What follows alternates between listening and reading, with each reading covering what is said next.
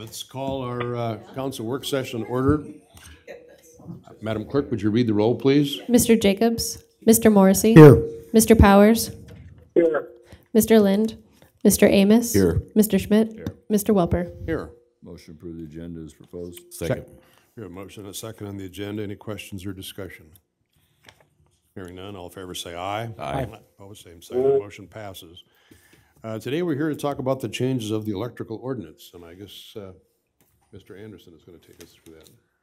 Noel Anderson, Community Planning and Development Director. I apologize, our building official is out today for medical purposes, so could not be here for the work session. This is basically amending the 2007 Code of Ordinances to update the electrical portions. As you may recall, pretty regularly we update the building code, the plumbing code, the electrical code, basically with the national standards for getting to newer versions. Just kind of flipping through this, you can see a lot of it is just changes to the dates in there. There's some changes in there for bathroom branch circuits and things like that. And majority of the time when they are making these changes, it's for safety purposes, for new technology in the industry.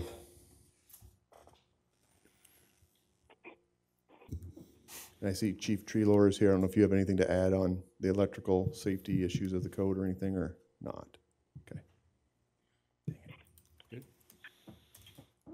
Do you have any questions, Council? Mr. Chairman, Yes. do you know, Noel, if there was anything other than reviewing this that was requested from Greg? No, there was not. I think it was just a standard, whenever we do these updates, he likes to have the work session to see if there's any questions or see if there's anyone out there that has any concerns. Okay, thanks. Anything from anyone? Motion to adjourn? Second.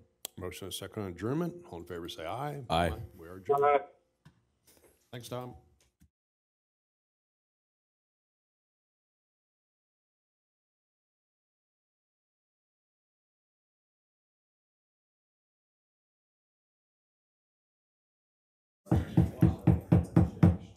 Let's call the Human Resources Committee to order. Madam Clerk, would you read the roll, please? Mr. Jacobs, Mr. Morrissey. Here. Mr. Powers. Here. Mr. Lind. Mr. Amos. Here. Mr. Schmidt. Here. Mr. Welper. Here. Motion to approve the agenda is proposed. Second. Motion and a second on the agenda. Questions or discussion? Hearing none, all in favor say aye. Aye. Opposed, same sign. The motion passes. We have two requests today, but let's just take them separately. If somebody take the first one, Mr. Chairman, Mr. Amos. the first one is a request from the police chief for authorization to appoint one police officer recruit from the current civil service list. We have a motion and a second on the first request. Is there any questions on that? Chief, we have a little update on both of these, so you might as well stay up at the mic. Just tell the audience at home what you're doing. Dan Trelka, Chief of Police. This is to fill a upcoming vacancy. It's occurring within the next month.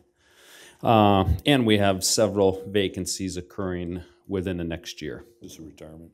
Yes, Jeff Duggan. Thank you. Thanks, Chief. Anybody else have any questions? Hearing none, roll call, please. Mr. Morrissey. Yes. Mr. Powers. Yes. Mr. Amos. Yes. Mr. Schmidt. Yes. Mr. Welper. Yes. Okay, the first request passes. Number two, Mr. Chairman, Mr. Morrissey. I'd like to make a motion to approve the request from the police chief for authorization to start the civil service process to fill the position of property evidence coordinator and permission to appoint an individual from this list. Second. Okay, we have a motion and a second on this request from the police chief. Any discussion on that? Same question. What I wanted to do is I wanted to add I'd like to amend this by adding the following if I could, and then if we could, Councilman Schmidt have the chief then explain, okay. And what I'd like to add is keep that sentence there intact, but then add this sentence.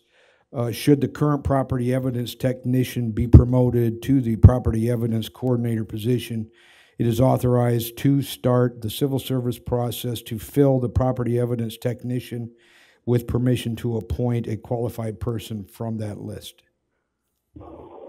That is my motion to amend.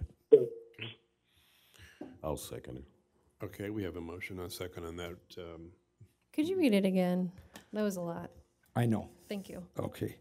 Should the current property evidence technician be promoted to the property evidence coordinator position, it is authorized to start the civil service process to fill the property evidence technician position with permission to appoint a qualified person from that list.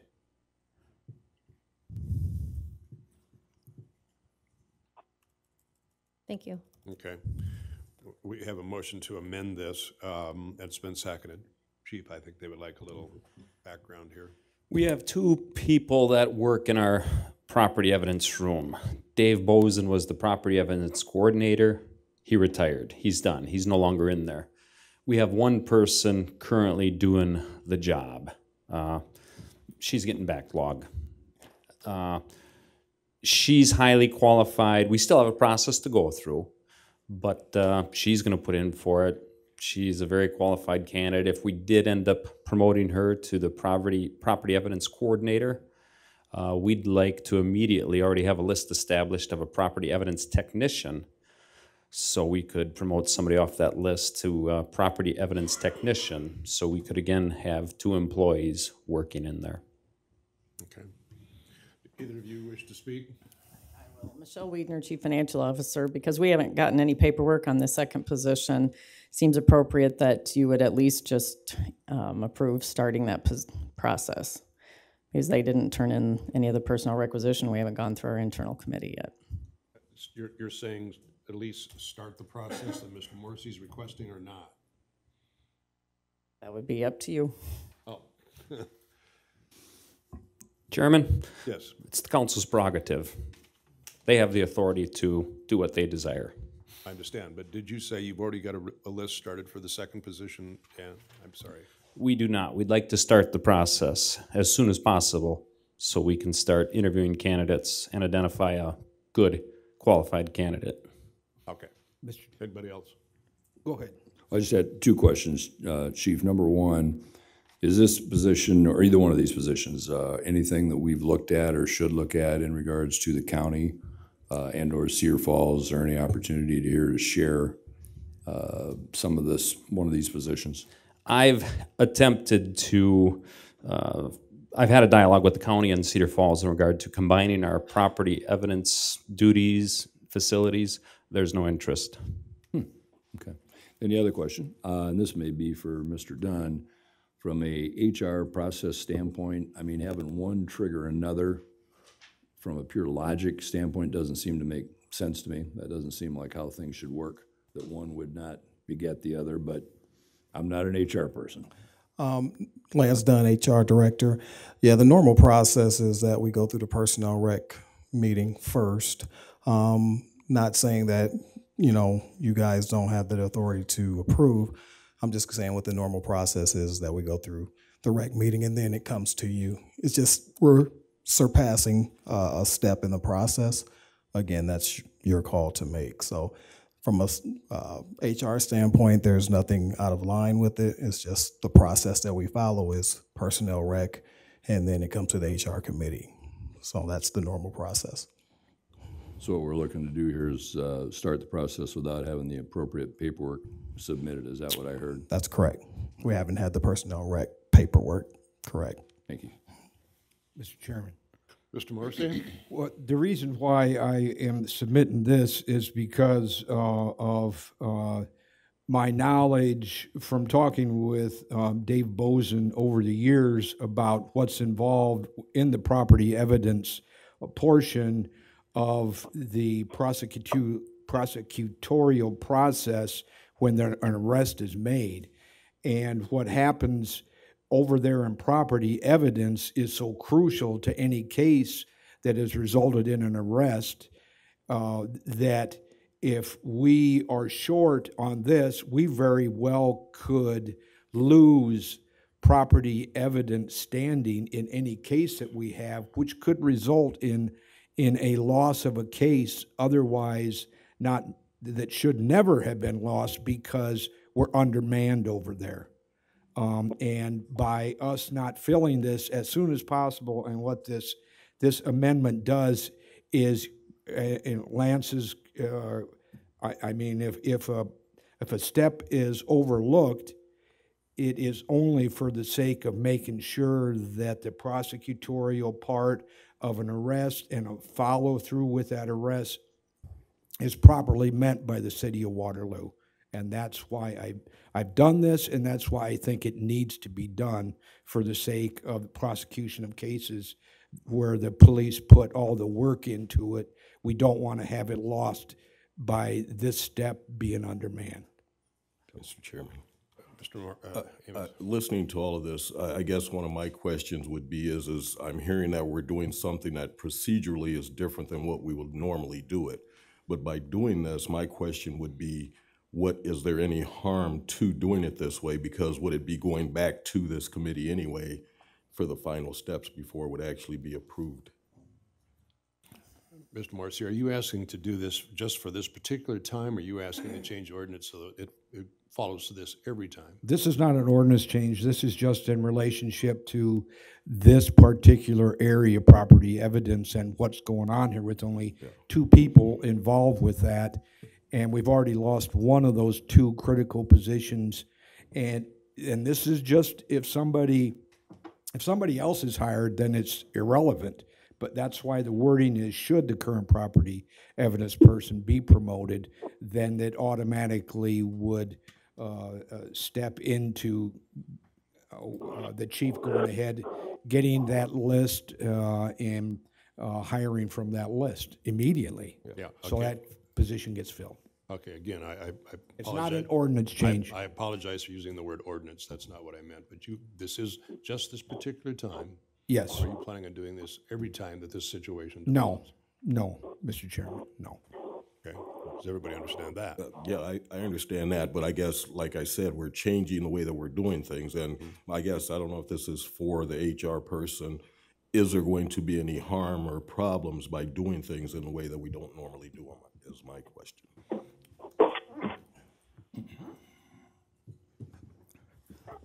The process is, again, set to have a personnel rec meeting. Again, we're just by-stepping the process.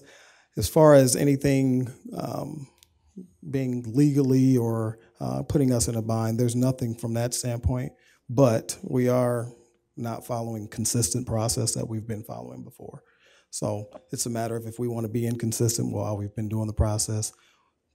For this particular time, again, that would be your call, but as far as anything from that standpoint, no. Okay. So we could be setting a precedence for future hirings by doing this? Or There's skipping the process? there's always the possibility of a precedence being set by skipping a process or skipping a part of the process. Okay.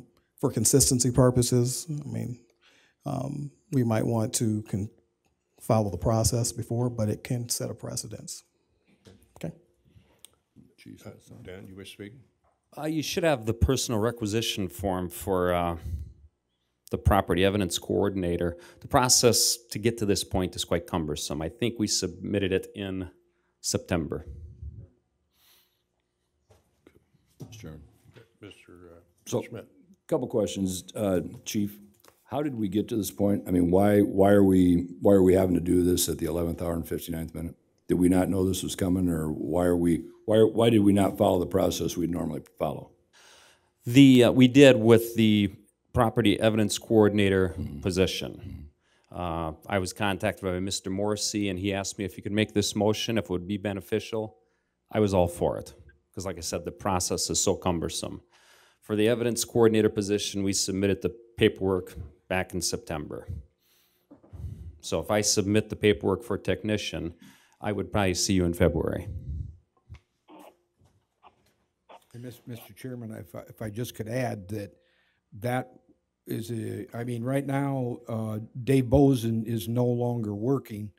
And that position has been open since, I believe, November 22nd. It's not open, but I mean, he's effectively not there. And that could leave one person doing the work of two people, which can result in a loss of cases just hypothetically and theoretically, which would be a detriment to the city of Waterloo and to our prosecuting cases. And I just don't want to see that happen, Mr. Chairman. Lance? We did discuss filling that second position should this person get promoted. Did we set any kind of a time limit when we would be addressing that? I haven't seen any paperwork for this second position,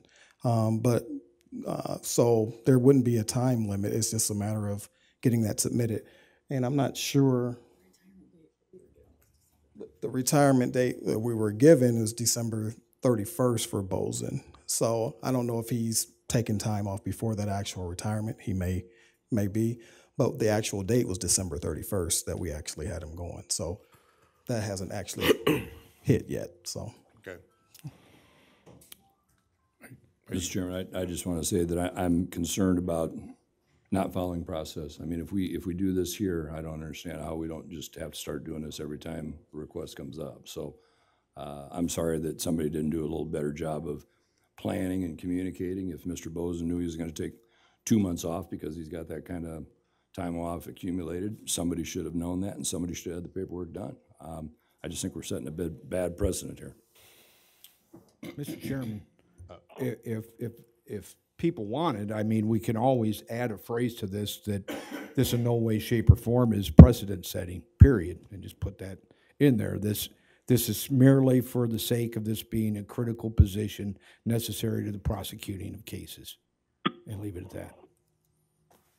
Mr. Jacobs, are you aware of what we're doing here? I am not. Mr. Morrissey is amending the request to fill the second position immediately from the current civil service list. If the property evidence coordinator is filled with that second position, he's wishing to fill that second position immediately. Without following. And we have not had a meeting to fill the second position yet. So we're not following procedure. So going back to the criticalness of this position, then how is it that we would survive Mr. Bozen being on vacation for 2 months? If one person can't do this job, how do we allow Mr. Bozen to go on vacation for 2 months? I'm just not following this conversation at all. I'm going to use a pretty simple analogy here. Let's say the job of that person is to move 100 telephone poles a day. She's moving about 60. Okay. The others are piling up. We don't have enough employees to help her with the position. We're letting them pile up until we can get both positions filled again. Mr. Bozen gave us his resignation letter, his retirement letter, Frank, back in September. So we submitted the paperwork in August in anticipation of filling his position. And the city had a choice. We can either let him take his time or we can give him a big, huge payout when he retires. So now instead of doing that, we're going to be paying 3 people, just so I follow the math. Because we're paying Mr. Bozen to be on, sure we are, Chief. No, we won't, Mr. Schmidt, because we're not going to have that second person on. We don't even have a list established for the second position. We have to go through the process to establish that list and hire a person from it. That'll take at least 4 weeks. And by then, by the time we get that person on, it'll be January or February, if we follow the recommendation of Mr. Morrissey. So there still will be a void in having, we're paying 3 people. There's no way we're going to be paying 3 people.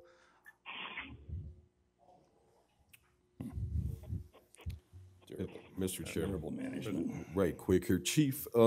So what I'm hearing here is that if these cases keep building up, eventually we have the potential to harm our actual cases that are going to court and stuff because of the evidence. We do. In addition, evidence can get lost, like Mr. Morrissey has said. We don't have any people even on light duty that can backfill this position.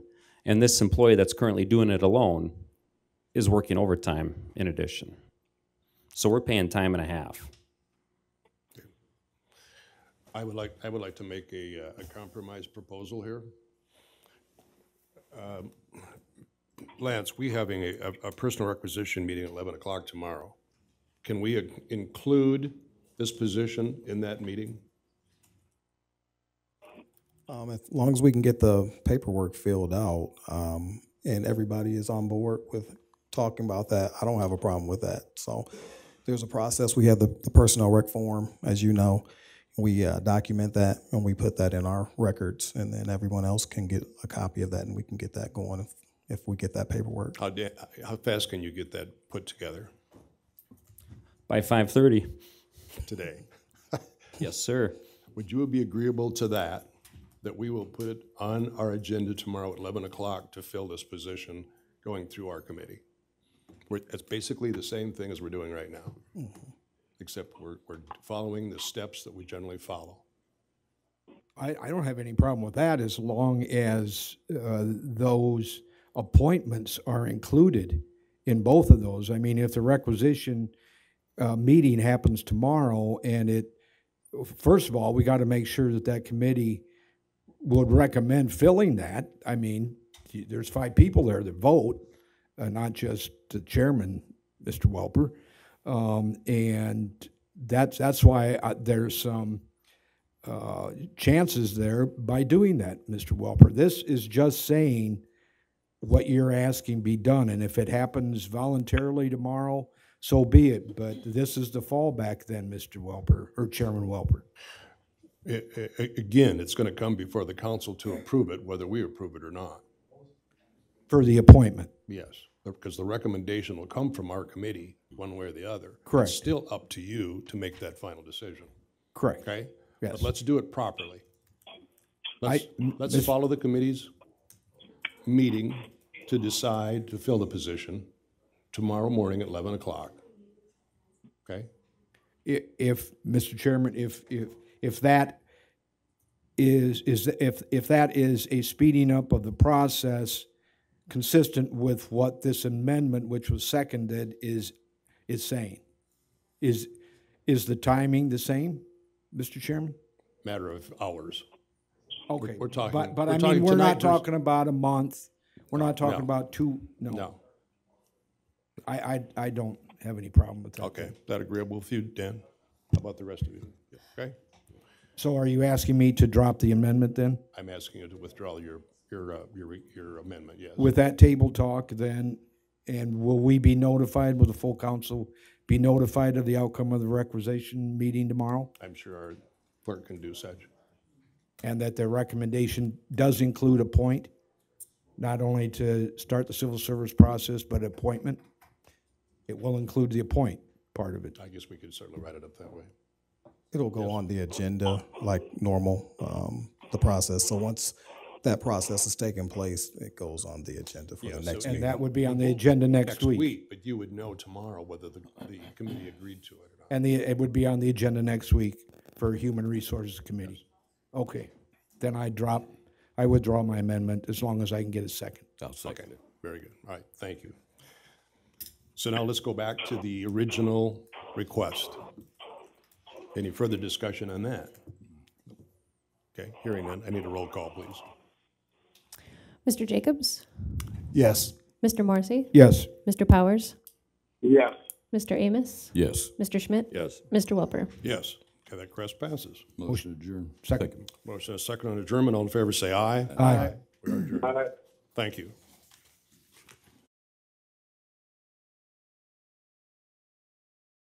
Let's call our Finance Committee to order. Madam Clerk, would you read the roll, please?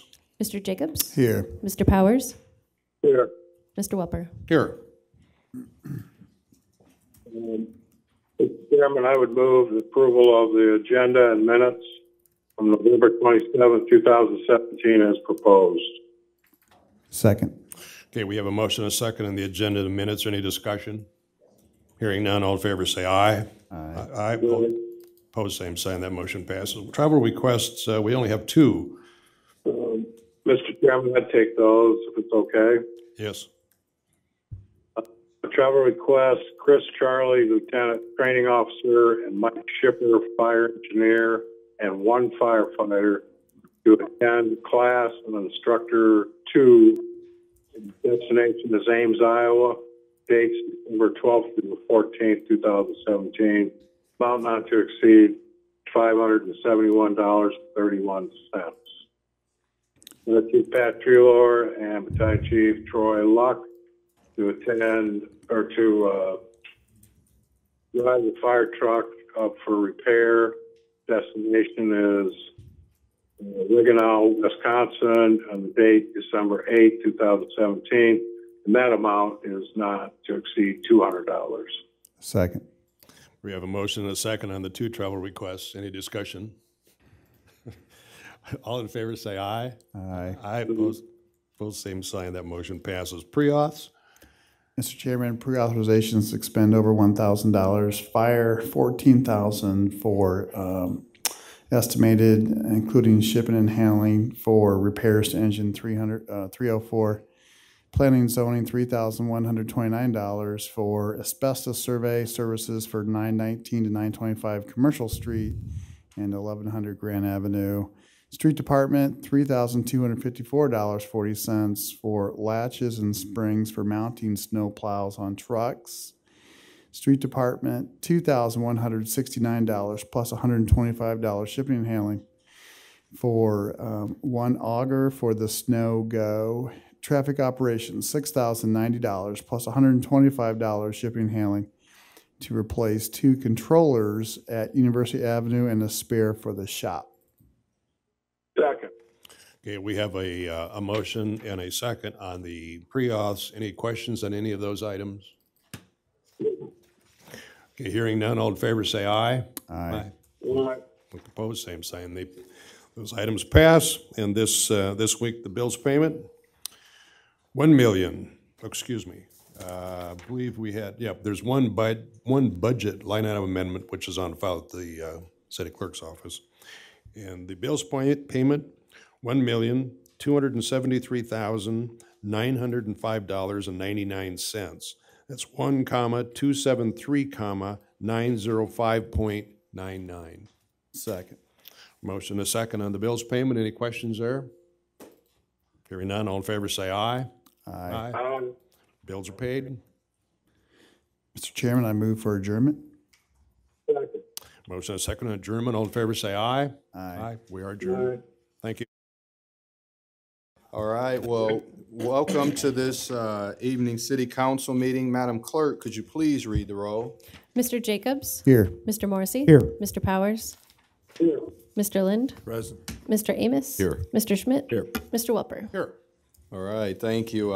Now it's time for our council meeting where we have our prayer and we have Reverend Dr. Dwayne Lindbergh. So if you would please take it's not the rostrum, but it's the podium.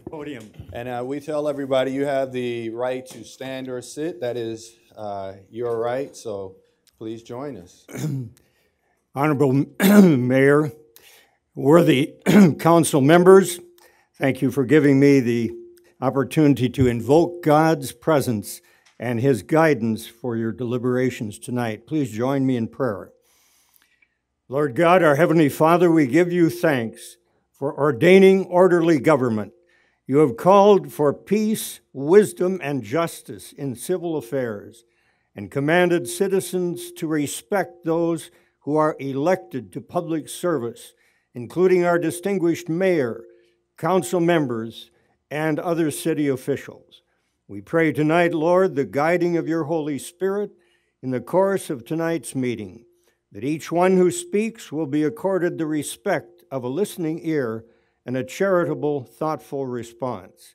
Grant each member of this council the willingness to put the most generous construction on all that is done and said.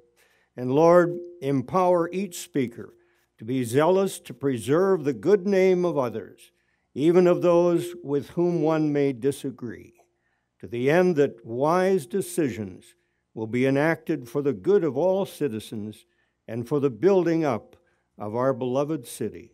All this we ask in your name, O Lord. Amen. Amen. Thank you, sir. Our pledge this evening will be led by Ward 4 Council Member Jerome Amos. Please join me in the pledge. I pledge allegiance to the flag of the United States of America and to the republic for which it stands, one nation under God, indivisible, with liberty and justice for all. Thank you. You may be seated. Mr. Mayor, Yes, sir. I'd like to make a motion to approve the agenda as proposed and also the approval of the minutes of November 27th, 2017, regular session as proposed. Second. That motion has been made with the second. All in favor? Aye. Opposed? Sorry about that, Tom. We have our agenda and minutes approved. All right, first up, we have a proclamation declaring December 9th, 2017 as International Human Rights Day celebration in Waterloo. So I'd like Mr. Funches to please join me up front.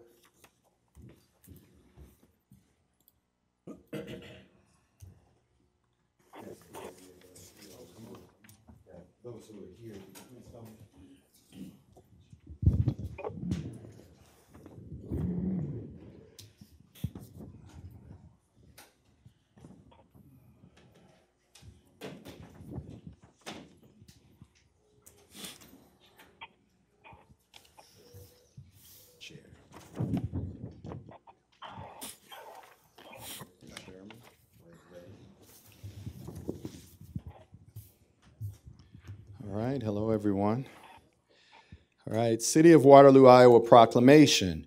Whereas on December 10th, 1948, nations from 6 continents came together to adopt the Universal Declaration of Human Rights. This extraordinary document affirmed that every individual is born equal with inalienable rights, and it is the responsibility of governments to uphold these rights. In more than 430 translations, the Declaration recognizes the inherent dignity and worth of all people and supports their right to chart their own destinies. On the anniversary of this human rights milestone, we join together with all those who are willing to strive for a brighter future, and together we continue our work to build the world our children deserve. And whereas we want our children to lead healthy lives and pursue an education without fear, and when citizens are empowered to pursue their full measure of happiness without restraint, they help to ensure that economies grow, stability and prosperity spread, and communities flourish. Protecting human rights everywhere extends the promise of democracy and bolsters the values that serve as a basis for peace in our world. And whereas it is our obligation as free people to stand with courageous individuals who raise their voices to demand universal rights under extremely difficult circumstances and often at great personal risk. Brave human rights defenders and civil society activists throughout the Cedar Valley are working to actualize the rights and freedoms that are the birthright of all humankind. We will continue to support all those who champion these fundamental principles, and we will never stop. We will never stop speaking out for human rights of all individuals at home and abroad. It is part of who we are as people and what we stand for as a Cedar Valley United. Whereas we honor those by continually working to protect the personal dignity of all Waterloo citizens, regardless of race, gender, religion, or non-religion, ethnic background, sexual orientation, national origin, or ability, and ensure social, political, and economic freedoms and opportunities for all. Now, therefore, I, Quentin Hart, Mayor, do hereby proclaim Saturday, December 9th, the official recognition of International Human Rights Day celebration in Waterloo, and the official kickoff of a citywide 2018 Human Rights Corridor of Activities, which celebrates 50 years since the assassination of the beloved Reverend Dr. Martin Luther King Jr. and employs the Waterloo Commission of Human Rights themes, 50 years since King, chaos or community. So wow, what a powerful proclamation. So who's going to take the lead on this? Is it your chairman or yourself first? Right. Mayor, City Council, we really thank you for the opportunity and we appreciate the proclamation, obviously. We're just very simply committed to a full year of service. It will be a labor of love. We've got a lot of work to do. Would someone else like to speak? Oh. We're just committed to doing the work. We just want to continue to see community come together. And in the process, we hope to engage the full year working to engage all of the community citizens, regardless of race, ethnicity, stripe, location, in order to explore different human and civil rights issues in a setting that will allow us to all move forward together. What's about Saturday, times, locations, or activities? Yeah, the event on this coming Saturday, the International Human Rights Day Proclamation, which is championed, of course, by the Cedar Valley United Nations Association, but that will be happening at Jubilee United Methodist Church Resource Center, and all of the activities begin at 10 o'clock. We hope to see every one of you there this coming Saturday. Thank you, and I think the quote we hear is service is the rent that we pay to live here on earth. So we thank you so much for your acknowledgement and recognition of all those that have come before us and that are still fighting today for human rights, for dignity and pride, and the efforts that people can live a wonderful life. So thank you all very much. Thank you.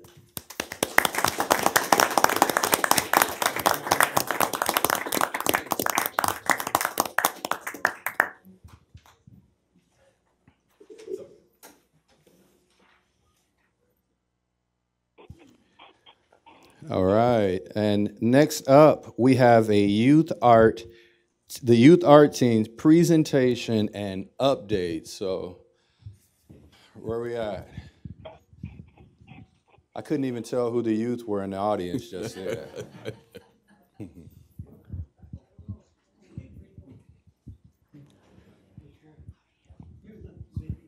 Did you want to come up here, or you're there or there? Okay. All right. Okay, well, is this ready? Okay. I'm Heidi Footman with the Youth Art Team, and I'm here today to invite you guys to a celebration that we're having this Wednesday at 7 p.m. at the Waterloo Center for the Arts. We're going to be celebrating an urban gallery project that we've been working on since the summer. So I've brought with me today representatives from each of the collaborating student groups who've been working on this project. We have the Youth Art Team, Waterloo Writing Project, Arts to End Violence, and the UNI Department of Art Foundations. So I'm going to turn it over to them. First, we have Emma from the Youth Art Team. Yeah, my name's Emma, and so the Youth Art Team started out by doing a summer camp where we created some silhouettes of just drawings of people, and then we also set up some criteria for submission forms and asked the community to submit some people who they thought should be represented as kind of everyday heroes.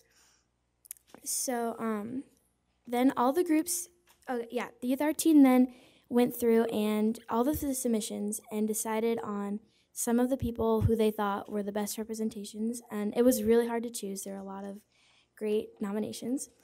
And then then all the groups came to the YWCA, and also partway through the project, the Youth Art Team went to UNI just to kind of work on this project.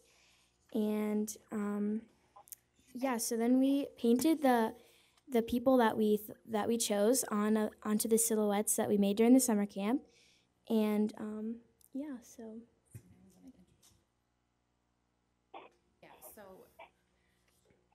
I wanted Emma to share a little bit about what she hopes people will get out of this project.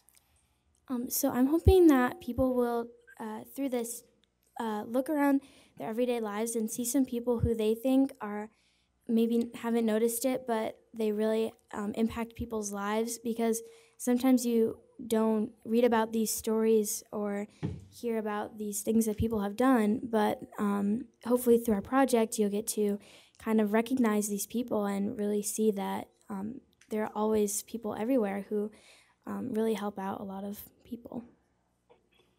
Thank you. Okay. We have Emily from UNI. We come and share about what the project was like for you. So two Emilys? Emma. Emma, okay. So I'm an art student at UNI, and our role was to take the stories that were submitted to the Youth Art Team and take them and turn them into visual images and make those into stop motion films. And during the process, I actually got to meet with one of the family members of the guy that we were doing the film on, and being able to get a face to the person that we were making the story on just made it that much more real, that it wasn't just like an assignment for a grade for ourselves, but instead it was like an assignment that was more important than any other assignment that we would do the rest of the year. And I saw that based off like the effort that all the students put into the films, and that they really wanted to make sure that they were representing these people to the best of their ability. Okay, now we have Ashley and Rayvon, Waterloo Writing Project. Hello there, my name is Rayvon Gary. I'm a member of the Waterloo Writing Project. The process of how our side worked here was every person in the Waterloo Writing Project got to select a couple of people, some of the heroes that were picked on by our fellow workers here. And we decided to write small little pieces about them, encapsulating what the community saw about them and why they nominated them as heroes. We wanted to do them justice and to let them know that we understand what you're doing and we appreciate it very much so. I'm Ashley Woods, and continuing along what he was saying, we had to basically, we immortalized these heroes in our community, and they weren't people who had capes or superpowers. They were just everyday people who were able to put a smile on someone else's face because they took on the characteristic of carelessness. And it was really hard and intimidating to actually put those thoughts into paper because we wanted to do them justice, and we wanted to make sure that we didn't let them down with the pieces that we were putting up and that it wasn't below their standards. And just reading the pieces that we were given and just reading about these people helped us redefine our own definitions of hero, because before we know that just an everyday person can be a hero, but now we can look at someone else and see their qualities and redefine who they are and have them become our heroes. Most of the people that were in there I had never met before, but just by reading their pieces and see how much they inspired someone else was unquantifying in the impact it had on the Waterloo Writing Project as a whole.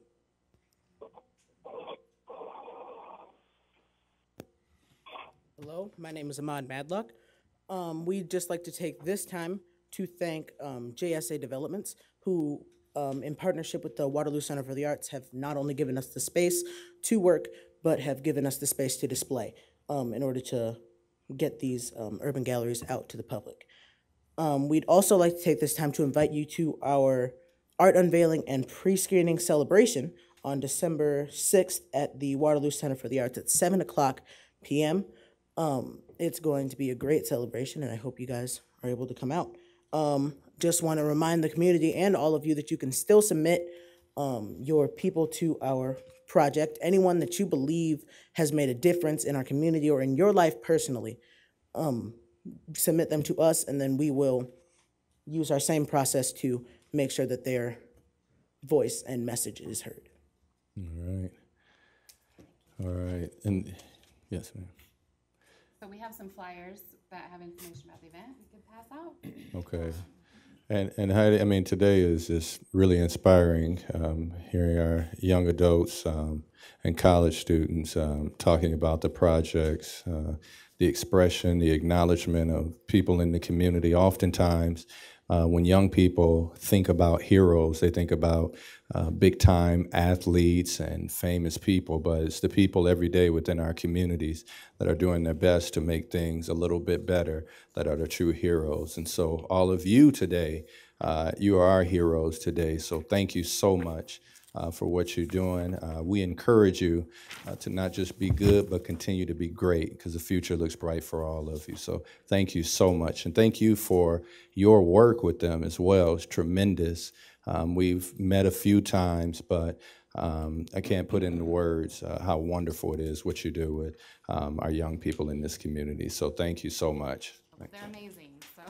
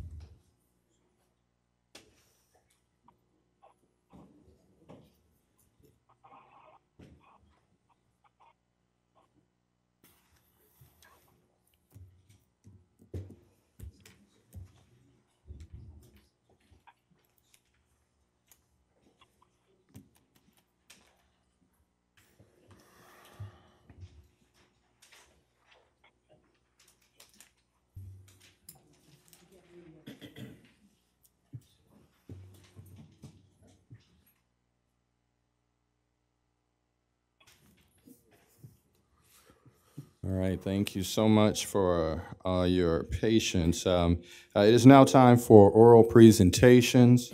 It's your opportunity to come express what's on your mind for non-agenda related items. So the podium is up there.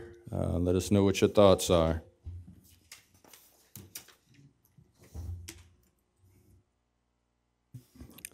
Hi, Mayor. Hi, Council. Jim Chapman, 224 Birch. Last week, I think I was a little taken back by what went on in our council meeting when a councilman brought up some questions about our heroes in our town called the Sullivan Brothers, that he read a news article and had some concerns, and I think he had every right to bring up his concerns at this council meeting without being chastised. And I think that's our freedom, that's our First Amendment of our Constitution, and I think he had every right to bring that up.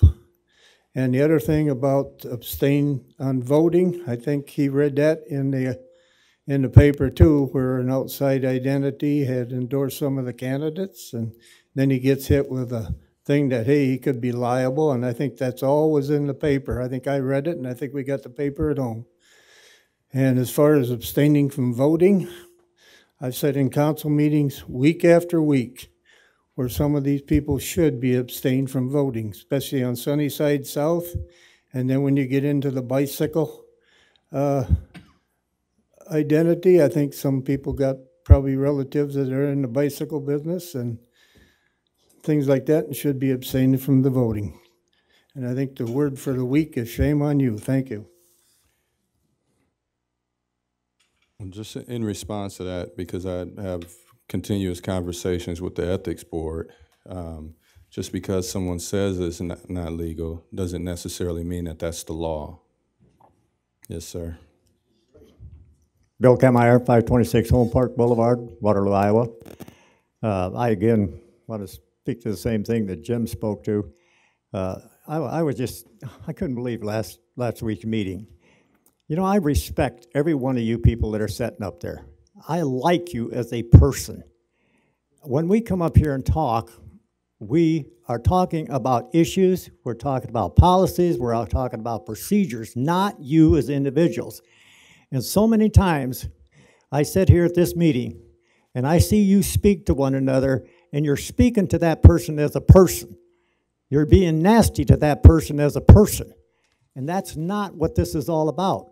Every one of you have the right to feel and vote the way you feel. That's your right. That's what we elect you for. And it doesn't make any difference whether you like what the person says or whether you don't. You all have that right to voice your opinion. That's why we elect you. Every one of you, but a couple of you, are elected by us, the people. It's not your choice who sits up there. It's our choice. We'll make the decision if we don't like the person, and we'll vote him out of office. That's what our right is.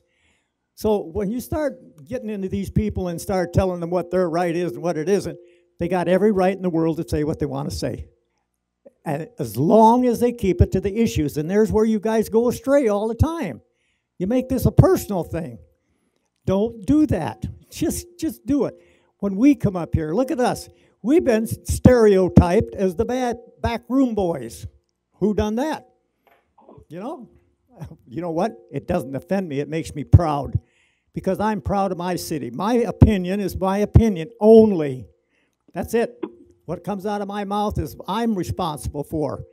It's my opinion, and I have the right to come up here and voice my opinion. That doesn't mean that I don't like you as a person.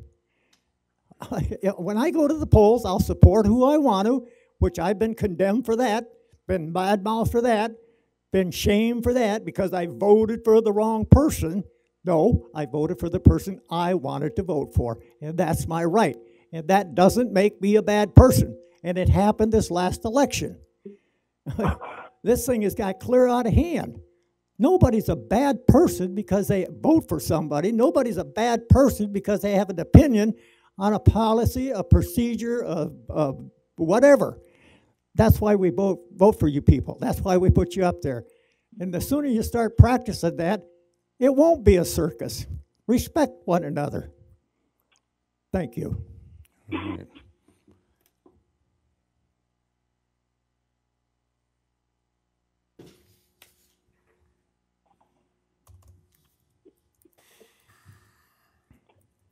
Good evening. Hi, it's Bruce W. Kaiser, 106 East 3rd Street, Waterloo. I'm here as an active member of the Waterloo Commission, the ADA Compliance Committee. We need more input from the surrounding people, disabled people, and everybody alike about barriers that are still pertaining to the city that impede public use of the city services. So if anybody has any concerns or needs regarding these areas, please feel free to contact me, please. And the mayor has got my contact information. Thank you. All right, thank you.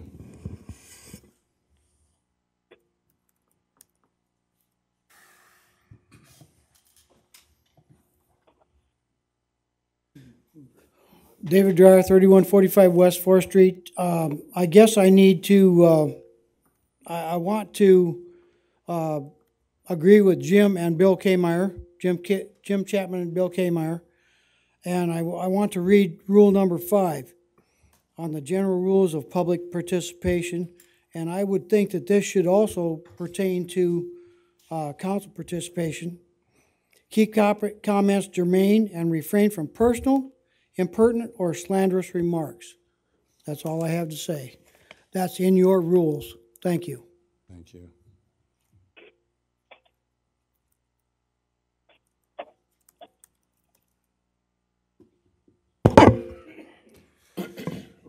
Good evening.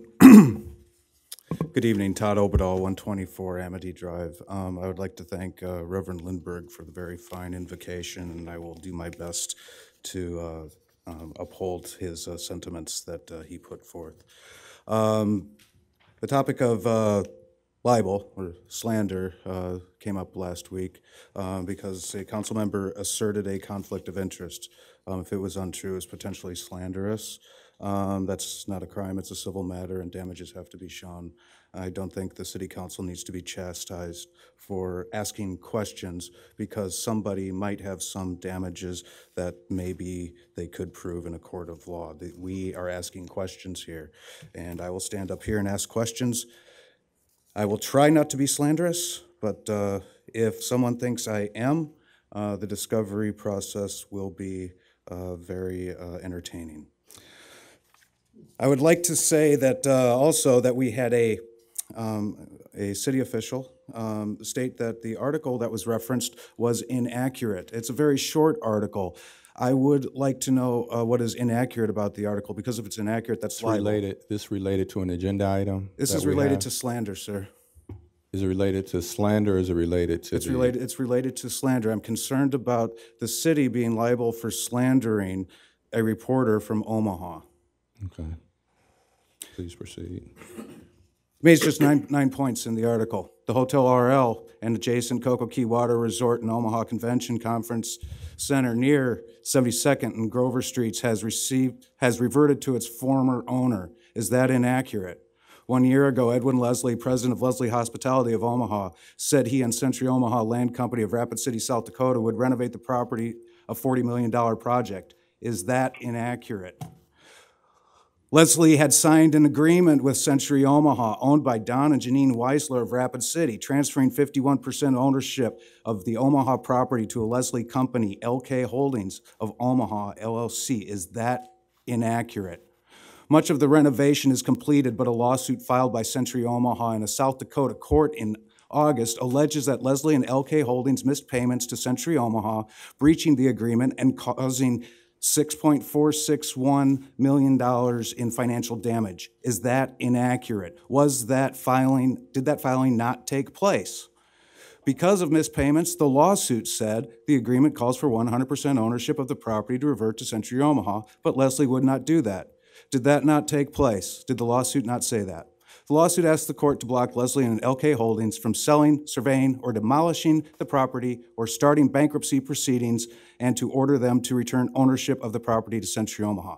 Is that inaccurate? The packet that was circulated to City Council contained Mr. Leslie's response to the lawsuit, not the original lawsuit itself. We need to have the whole story. Thank you. Thank you. All right, is there anyone else that would like to address the council?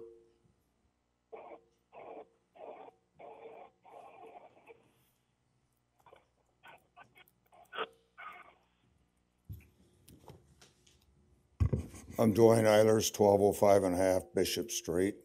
You had a real fine bunch of young people here. Matter of fact, I told them if the city would approve it, I'm going to hire them to paint on my building. So anyway, I'm here for a different reason. I own the property at the end of Columbia Street, which is a dead-end street, been dead-end for 25 years. I just got sick and tired of the trash and the garbage and everything else being dumped on that. So 2 months ago, I went to code enforcement, the lady over there, and I told her, I said, why don't you guys go pick up the trash once in a while? I went over to the street department and said, why don't you grade this road once in a while? Why don't you mow this grass? And because my brother and I, Gary, who is now blind, he got hit by a train, we mowed it, we cleaned it, we graded it for almost 20 years. But instead, the lady at the city code enforcement, I have a semi backed up to the fence right at the gate. It's been there. It's been there 15 years. The plate was 6 months overdue. She tags it on Friday. Monday morning at 8 o'clock sharp, she calls Sheets Towing, says, tow that semi out of here. Well, she knew it was mine. My license plate was on it. Cost $400 to get my semi back. And nobody showed up to clean any trash, mow any grass, or pick up any junk or anything. So I sent my crew over there again, my tractor, my lawnmowers, my pickups, we cleaned it up again. Well, go over there now. There's sacks of garbage all up and down the street. Still the same old crap. And my brother and I have cleaned this for 20 years and never asked nothing out of the city.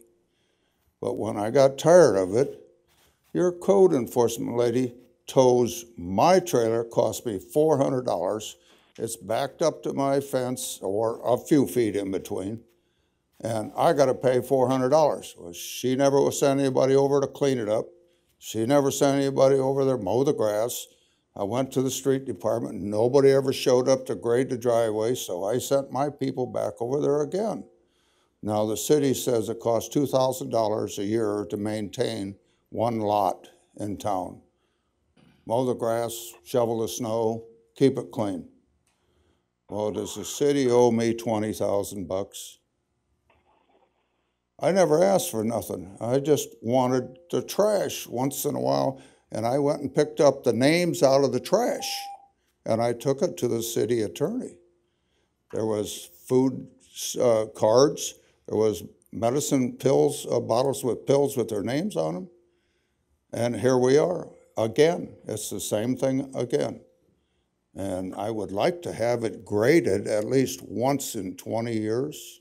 All right, I'll talk to Mr. Zellifer and staff about your request. I appreciate his effort. I went and talked to him. He's a nice gentleman. I mean, there's no problem. I don't have that problem, but I wanted you guys to know that we've been doing this and kind of left alone. All right, thank you, Mr. And when the code enforcement had my semi towed, I was really upset. Okay, thank you, Mr. Eilers. I'm still going to hire those kids to paint, if you guys okay it. All right, is there anyone else that would like to address the council right now? Going a second time. All right. Mr. Mayor. Yes, sir. We have, that's the oral presentations portion, but we do have mayor and council monthly reports, so I think, anyone want to report? Mr. Mayor, Yes, sir. I just wanted to say that we had the 47th Ward 3 meeting here on November 28th, and we were blessed to have Eric Giddens come in from the CEEE at University of Northern Iowa to give about an hour-long presentation on clean energy as well as wastewater recovery and resource, similar to the project that they have over in Dubuque. And from that, the people in attendance were, first of all, they were grateful, and secondly, they sure would like to see Waterloo develop a clean energy plan. And the second thing is that the group unanimously wanted to have another person come and present. So in December, Mr. Noel Anderson has graciously agreed to come to our December Ward 3 meeting and address some issues and questions from the group. So thank you, Noel. All right, anyone else? Mr. Mayor, make a motion to receive and file oral comments. Second. Motion's been made with the second. All in favor? Aye. Opposed? The hearing is now closed. A presentation, I mean. Mr. Mayor? Yes, sir. I'd like to make a motion to approve the consent agenda. That's items 1A through B to F. And also within that are the bills payment this week. $1,273,905.99. 1,273,905.99. Second. That motion has been made with the second. Council questions? Madam Clerk, roll call vote. Mr. Jacobs? Yes. Mr. Morrissey? Yes. Mr. Powers? Yes. Mr. Lind? Yes. Mr. Amos? Yes. Mr. Schmidt? Yes. Mr. Welper? Yes. All right, those items carry.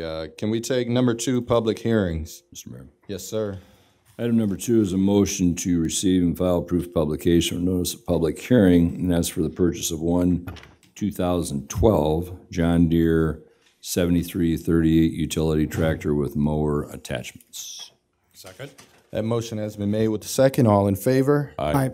Opposed? The hearing is now open. Is there anyone that would like to speak to this particular item on the agenda?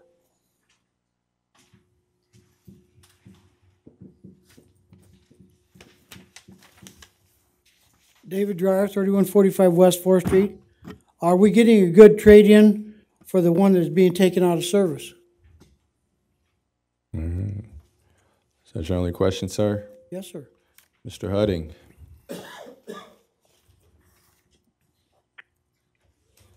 Paul Hudding, Leisure Services Director. Simply yes would be my answer to that. Positively, yes. Okay. I went farther into the thing, and it doesn't say anything about a trade-in or anything like that, so. No, you're I fine. just wondered what was going on there, whether we were trading it in or just have another piece of equipment. Thank you. All right. Thank you, sir. Thank you.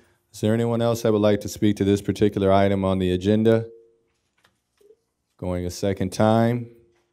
Mr. Mayor, I make a motion to close the hearing and receive and file oral comments. Second. That motion was made with the second. All in favor? Aye. Opposed? The hearing is now closed. Mr. Mayor, I'd like to adopt a resolution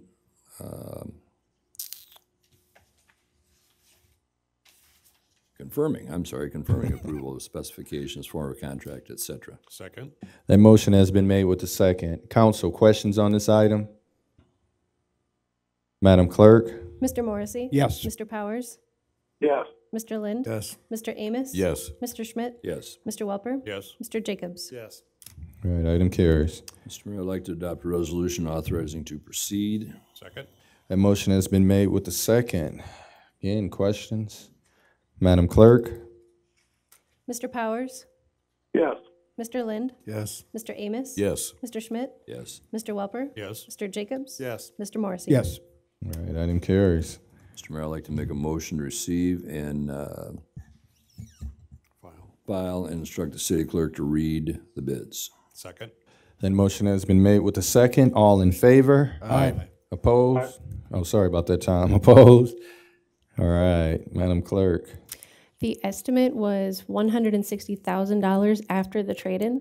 We had one bidder. It was P&K Midwest of Waterloo, Iowa. Their bid amount was $181,443. The trade-in value they provided was $28,000. All right. Mr. Mayor, I'd like to adopt a resolution awarding bid to P&K Midwest of Waterloo, Iowa for the purchase of one 2012 John Deere 7338 utility tractor and mower attachments in the amount of $181,443 and authorize the mayor to execute said document. Second. The motion has been made with the second, and just for clarification, that will have 28,000 subtracted from it, the 181, right? Is that a simple yes? It's a simple yes. That's the answer. Yes, the bid price is $181,443. The trade value is $28,000. That's correct. All right, thank you very much, sir. The resolution has a second. Madam Clerk? Mr. Lind? Yes. Mr. Amos? Yes. Mr. Schmidt? Yes. Mr. Welper? Yes. Mr. Jacobs? Yes. Mr. Morrissey? Yes. Mr. Powers? Yes. All right, thank you. Could someone take 3, 4, and 5 for me? Mr. Mayor. Mr. Welper? Number 3 is a resolution approving the completion of project and recommendation of acceptance of work performed by Peters Construction Corporation of Waterloo, Iowa, at the total cost of $170,260.68 in conjunction with the 2017 Riverfront Stadium Flood Repair Project. Number 4 is a resolution approving accepting the Office of Healthy Homes and Lead Hazard Control Grant in the amount of $2,895,893.24 and authorize the mayor to execute said documents. Number 5 is a resolution approving the amendment to the development agreement with Matthias Properties, LLC, in the city of Waterloo to address a boundary line adjustment for additional non-city-owned land and screening requirements, and authorize the mayor and city clerk to execute said documents. Second. That motion has been made with the second. Council, anyone questions about these 3 items? Madam Clerk, roll call vote. Mr. Amos? Yes. Mr. Schmidt? Yes. Mr. Welper? Yes. Mr. Jacobs? Yes. Mr. Morrissey? Yes. Mr. Powers? Yes. Mr. Lind? Yes. All right, those items carry.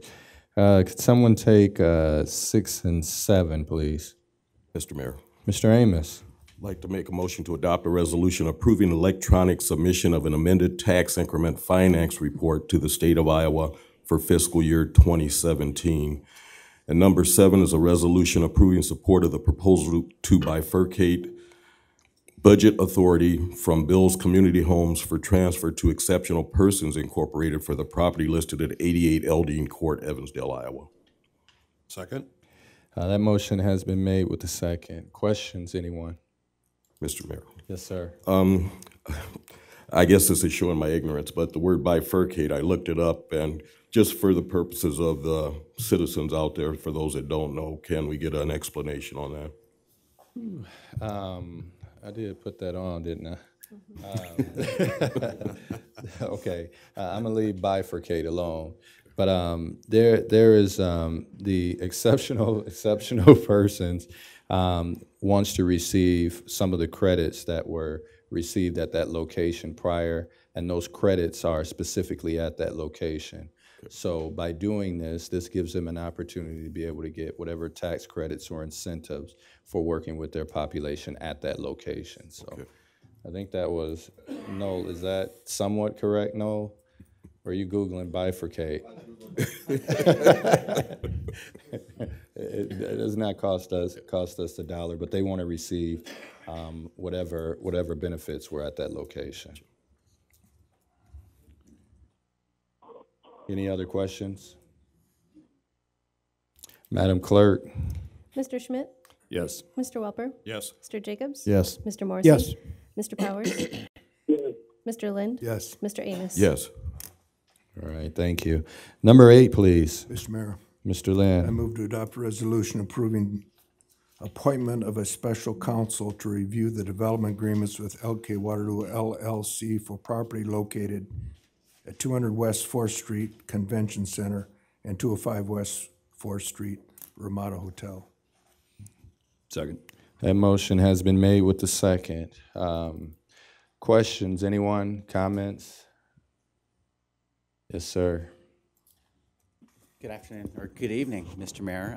Edwin Leslie with LK Waterloo, and it's interesting. First of all, I want to apologize to you and the citizens of Waterloo for what evidently has become a very contentious argument over a development agreement that benefits the city, the state, taxpayers, everyone.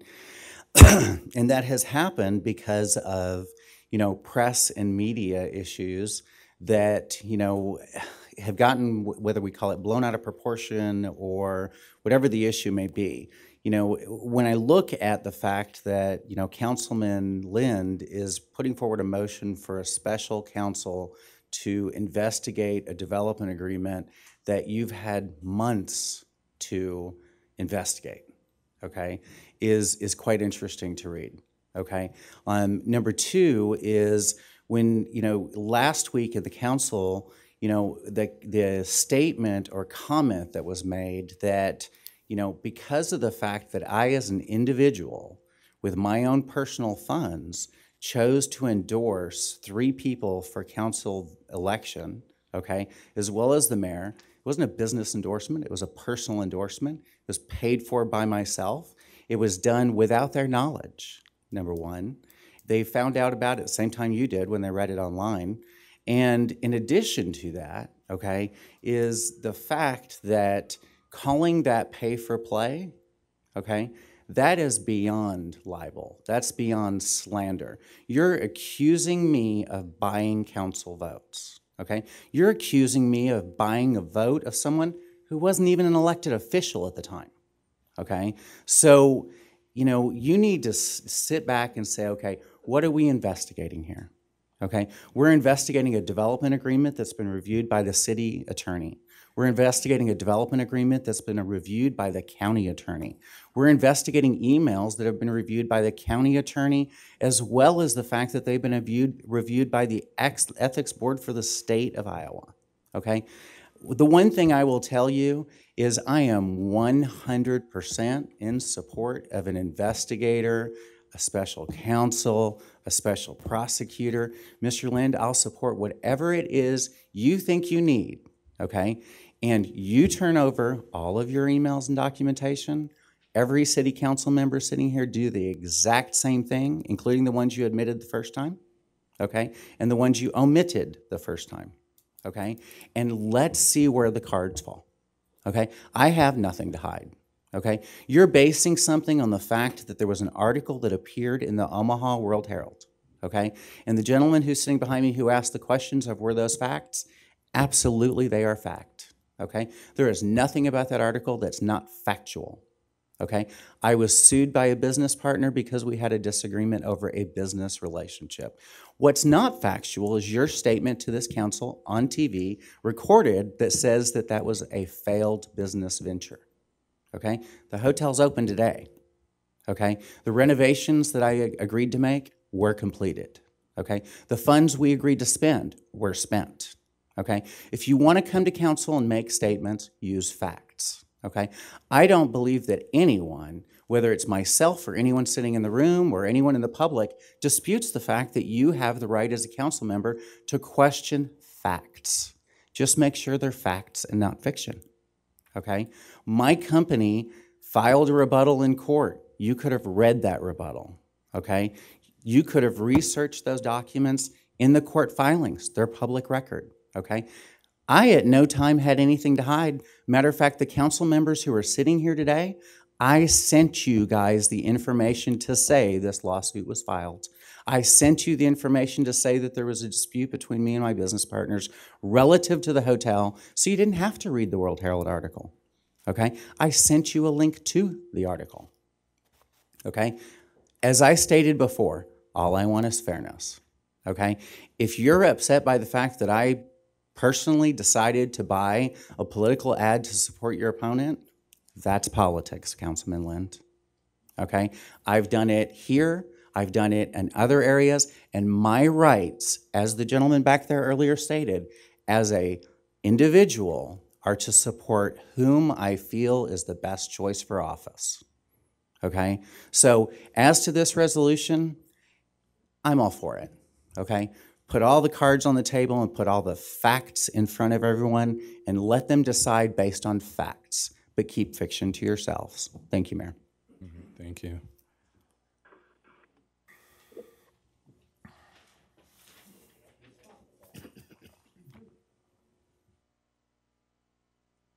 Bill Kemmeyer, 526 Home Park Boulevard. First of all, I don't think anybody is accusing, if that's Mr. Leslie, I don't even know who he is, of anything. And as far as what Mr. Lynn was doing, as far as he's doing, he's looking after the taxpayers. And I see nothing wrong with that. And if Mr. Leslie has nothing to hide, I agree with him. I agree with him. Let's do it. There's been way too many rumors go around. That's the problem. It hasn't been an open process. Now, it doesn't make any difference what you think. I'm telling you what we think out here, and in this time I am speaking for several people, not just myself. We don't think it's been an open process, so it doesn't make any difference whether you think it's an open process. There's too many rumors going on out there. And I agree with Mr. Leslie, and I agree with Mr. Morrissey. He don't have any bearing on who supports him or who don't support him, or who puts an ad in the paper or who don't. I agree with him. I understand that. And I understand what Mr. Leslie says. Yes, he does have the right to do whatever he wants to do. But there's been too many rumors going around of what that place is all about. And Mr. Hart, I understand you visited the place. You've been over there. And you know what the place looks like. And I know two other people that's been over there. And it's not the rosy picture that's been trying to be painted about what that place is over there. And all Mr. Lynn is asking for, which I totally agree with, and I support Mr. Leslie, let's do it. We spend money on a lot of things. And you didn't get this, there was changes made to this thing the last night that you voted on it. You never seen the final copy of that agreement. If that's the truth that you was telling us, you didn't see that night. It was changed prior to the meeting. So this whole thing has been, it's just not right. And all we're saying, and all Mr. Lynn is saying, I should say, is let's get us somebody that doesn't have any skin in the game to review the contract and make sure it's all right. I don't know if the truth has been told about Mr. Leslie or not, but I know there's too many rumors, and I say rumors. So I don't know the real answers. And I think the solution lies with what he has recommended in his motion. And just lay it out on the table, just like Mr. Leslie said. Let's just do what he said. Put her all out there. All right, thank you, sir. Is there anyone else that would like to address the council?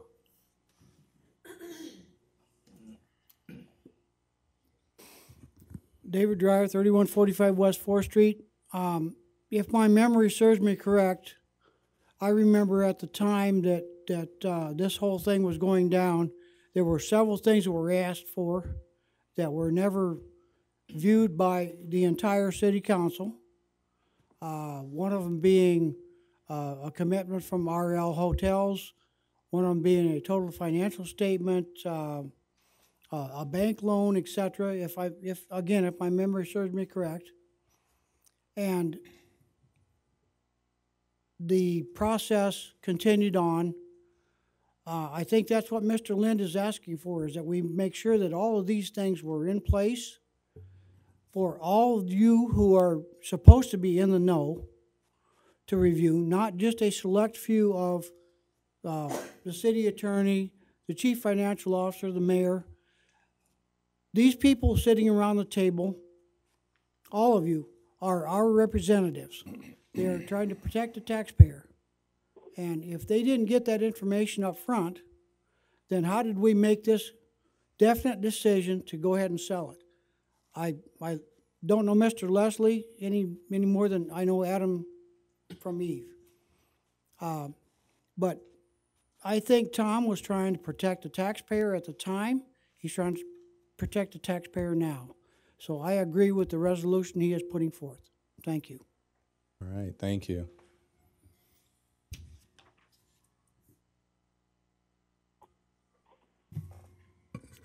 Jim Chapman, 224 Birch. I don't think anybody was accusing Mr. Leslie of buying votes. I think everything we take, all the information we got, and whoever got the information came out of the newspaper. And I think he's right. I think there's a lot of stuff in the newspaper that you got to read between the lines because, you know, that's where we get our information.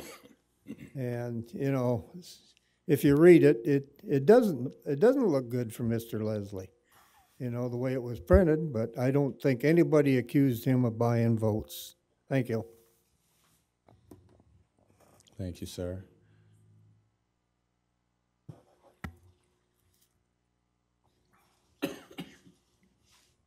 Todd Obadall, 124 Amity Drive.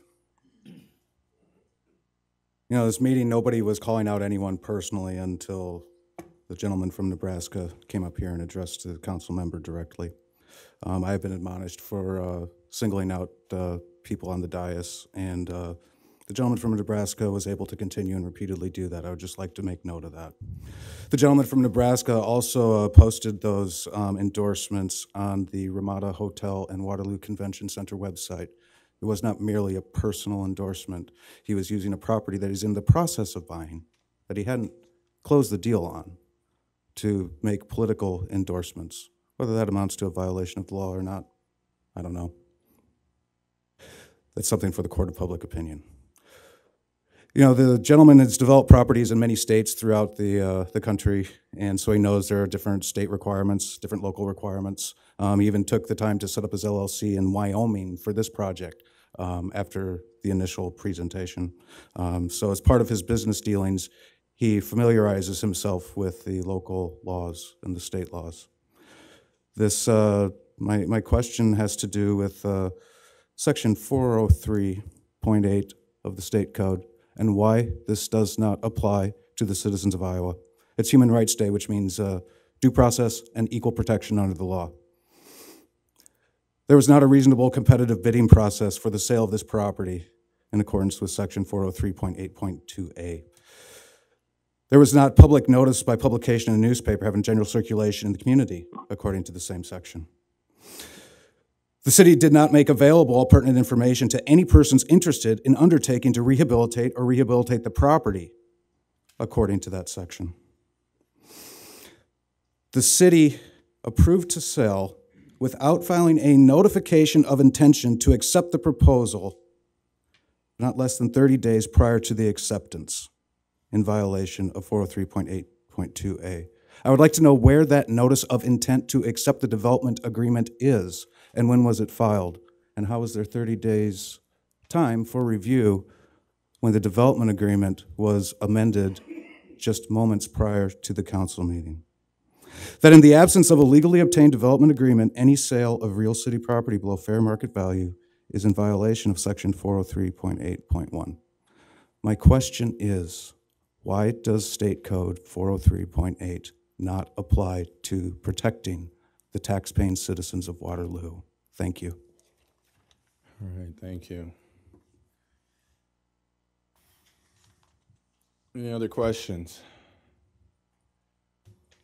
No. Before we begin, can you? Because part of this has to do with the conversation about one. I don't even know at this point. Is it protecting the city? Is it checking LK's financial holdings? If it is due process, but can you? Because there's also misconceptions that the city does not have a development agreement in place right now that protects us and our interests as well.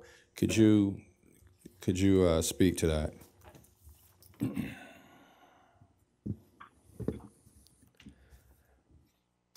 Noel Anderson, Community Planning and Development Director. As you may recall, the City of Waterloo negotiated a development agreement with Mr. Leslie.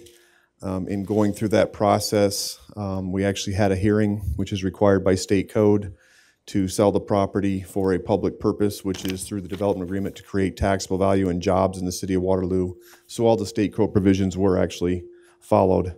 The development agreement was put in place with a number of things that were required for Leslie Hospitalities doing business as LK Holdings Waterloo LLC, and for provisions to safeguard the city of Waterloo. This is pretty standard wording in a lot of the development agreements. Some of this is because we're all here to safeguard the taxpayers as city staff and as the mayor and council.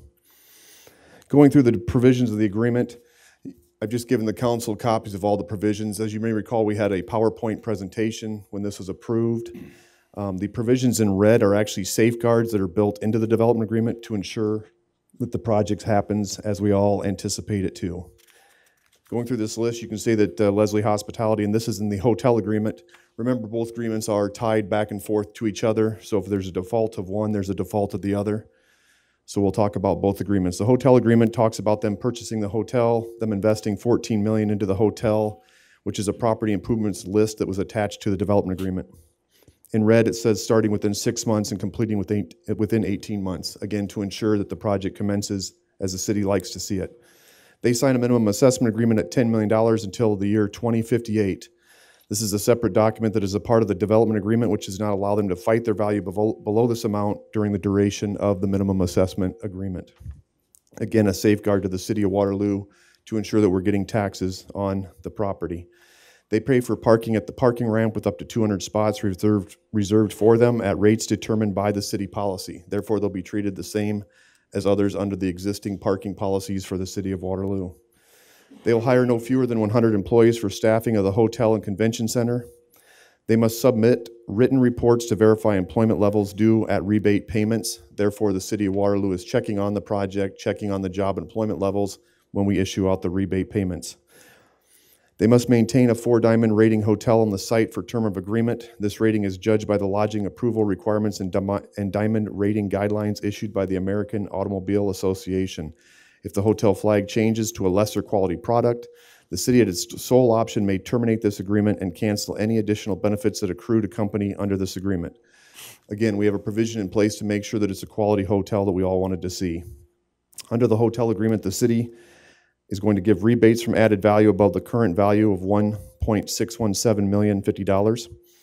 These rebate payments do not start until the project is at a completed value, not a partial value. Rebates are not given until the company has actually paid general property taxes due and owing for such year. Again, we're not paying out rebates until taxes are actually paid. Another safeguard for the city of Waterloo. Rebates at 20%, or at 20 years at 85%, estimated value of rebates is $4.3 million over that 20-year time frame. The return of hotel motel revenue above the base of $125,000 per year for 20 years at 100%, estimated value is $2.3 million over 15 years. The company must file with city their quarterly or monthly sales tax returns as filed with the state of Iowa. Before going to the convention center agreement, I noted there is a cross-default section in both agreements that note if one agreement is in default, the other is in default. The city shall be entitled to exercise any or all remedies available to it under either agreement or under applicable law. Both agreements note that there is a binding effect for respective successors, assigns, and legal representatives. That is, if the properties are sold, the same requirements and benefits apply. There are further sale restrictions under the Convention Center Development Agreement. Are there any questions on the hotel agreement before I go to the Convention Center? Is this a new agreement? No, this is the agreement that was sent to the council. All of the changes were actually either marked or sent to the council prior to the approval and the votes. Yes, sir. Quick question. So going back to these 6-month, 18-month, that type of thing, what's the start date on this? The start date is his acquisition of the project or approval of development agreement, whichever occurs last. Since they're still finalizing some title work on that, and he's actually started some work in there under the early access agreement, they've actually started, but the completion date will be finalized by the acquisition of the property. So who holds title to the property today? The city of Waterloo. Convention Center. So people have been in there working on a building we own. Who's liable for that? Under the early access agreement, there's an indemnity clause and insurance clauses that name the city as additional insured. I'm assuming maybe this is a legal question, but going back to the issue about the advertising in conjunction with the hotel and the convention center, Mr. Leslie did that not owning that property? Is that what you're saying? That's correct, but he is the manager of the property under the previous agreement with the hotel owner. So again, that's probably a legal question, but him being the manager gives him legal authority to do that? I don't have the management agreement here. I'm assuming the management authority had the right to put on the sign what they wanted on the sign for advertising purposes. So But you're I do saying- not have a copy of that. So you're saying on the sign at the convention center, they had wording promoting council candidates? I'm not aware of was a that. building that everybody that's what they thought said. I'm sorry, the city owned? I'm not aware of what was on the sign. Oh, Can you I speak thought to That was Yeah. what they said. I thought that's what you're We're talking talking about. about it. He's talking I was talking about- Facebook ad, not a. I never said anything about a Not sign. you. Not you. I thought they said the sign. Yeah, Okay. that Yeah, was. I never saw any of this stuff, but that's, Yeah, it's I a thought you were Facebook saying, ad. because I had heard that there was promotion on the marquee sign. Now, that was not mentioned tonight. I don't know who manages that, because I don't know who owns the building, Would apparently. you like to speak to that, sir? If I could address the advertising one more time to clarify that issue. For those of you who use Facebook, because I know some people do and some people don't, okay? Facebook is an individual page. It's a social media page. I own my Facebook page, and it's in my name, Edwin Leslie, okay? The Waterloo Convention Center site, which is on Facebook, is owned by Edwin Leslie. It's a sub-page of my Facebook page. The Ramada Hotel website page is a sub-page of my Facebook page. I own that site. Okay, so if I were, and in this instance, Councilman Schmidt, I placed an ad on, or actually published an endorsement online on a Facebook page that I personally own. Okay, city doesn't own it.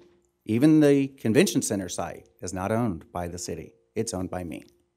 Okay, the city did not have their own owned Facebook page. Okay, so it's published as a part of my page. But to clarify, it was also not done via the city site. It was done by my Facebook page and paid for by me personally on my credit card. It's not a violation of the law. It's not a violation of the operating agreement. It's not a violation of any management agreements. Although, under the fact that I have control of the convention center, not only by an access agreement, number one, but number two, by the fact that I actually have an existing lease agreement with the hotel which I do operate, okay, I have the rights to all advertising, marketing, and publicity. Okay, so everything I did, first of all, I did it personally and individually, so it doesn't matter. But second of all, I had all those rights within the agreements that are in place. Make sense? And 68A.404, number one, independent expenditures. Is used in this section means one or more expenditures in excess of $1,000 in an aggregate for communication that expressly advocates nomination, election, or defeat of a clearly identified candidate, or the passage of a defeat of a ballot made without the prior approval or coordination with the candidate's committee, or a ballot issue committee. I've talked to the state. Megan Tooker about this. I've talked to Tim, I think is out on, I'm messing his name up, but this is the information that they've given just about a Facebook ad. Please continue. Under the convention center agreement, it notes that LK Holdings Waterloo LLC will upgrade and renovate the facility at an estimated minimum cost of $6 million. There was a list of improvements attached to the agreement. They were to start within 6 months, be completed within 18 months. If not started within 6 months, the title shall revert back to the city unless an extension of time is given by the council. They pay for parking at the ramp with 200 spots reserved for them at rates determined by the city policy. They signed the minimum assessment agreement with $5 million until 2049. This is a separate document that is part of the development agreement, which does not allow them to fight their value below this amount during the duration of the minimum assessment agreement. Again, it talks about the 100 employees for staffing and hotel. They must submit written reports to verify employment levels due at the rebate payments. They must maintain insurance until the city releases the reversion rights for the minimum value of the minimum actual value of $5 million. An escrow account of 4% of operating revenues, which is defined in the agreement, or $100,000 minimum for maintenance and improvements. First contribution will be after the second year of operation. They must maintain a 4-diamond rating hotel. This rating is judged by the lodging approval requirements and diamond rating guidelines issued by the American Automobile Association. The name will be the Waterloo Convention Center at 5 Sullivan Brothers Plaza. The city portions under this, Convention Center for $1 will be conveyed, including the skywalk. Note, the city has no duty to convey title to company until satisfactory proof of financial ability to undertake and carry on the project. a grant of $700,000 after exterior improvement plans approved by the DBMT and the building official, a grant of $350,000 after interior improvements are completed. Again, there's a number of areas in red here. They're talking about the city safeguards for the good of the taxpayer.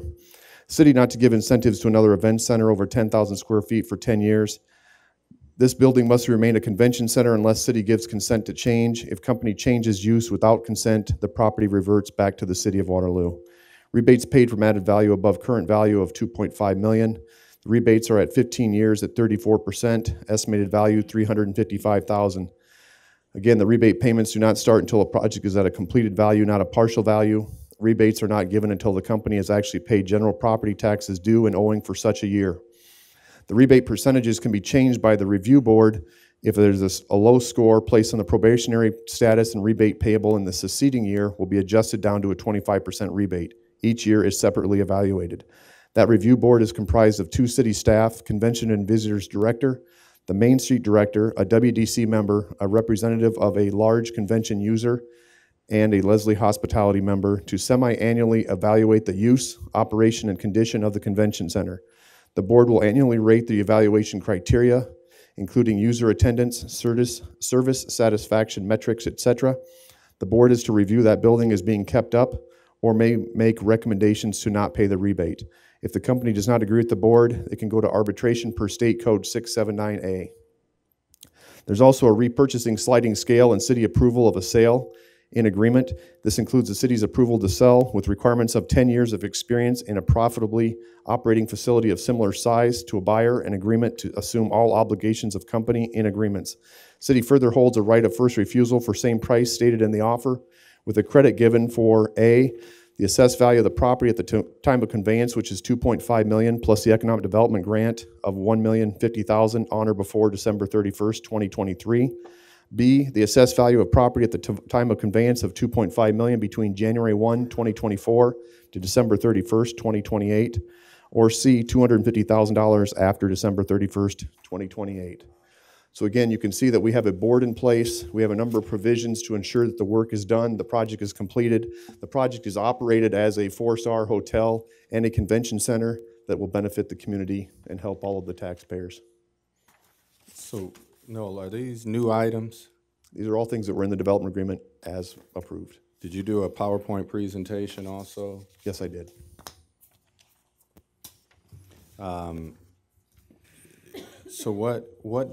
So if these standards aren't held at a certain level, are there repercussions for the developer, for us as well, though, right? You can see that if certain things are not done, the city, the property can revert back to the city. If certain things are not done, the rebates will not be paid out in full or a partial percentage. You can see that if certain things are not done, the entire agreement can be canceled. Can you talk about the oversight committee?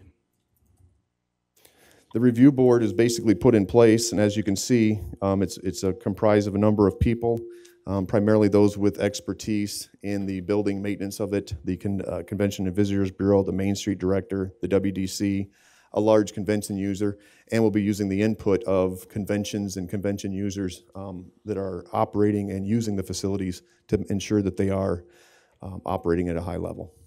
And one of the challenges that we had with the previous agreement with the convention center, well, with the hotel portion, or some type of standards, Mr.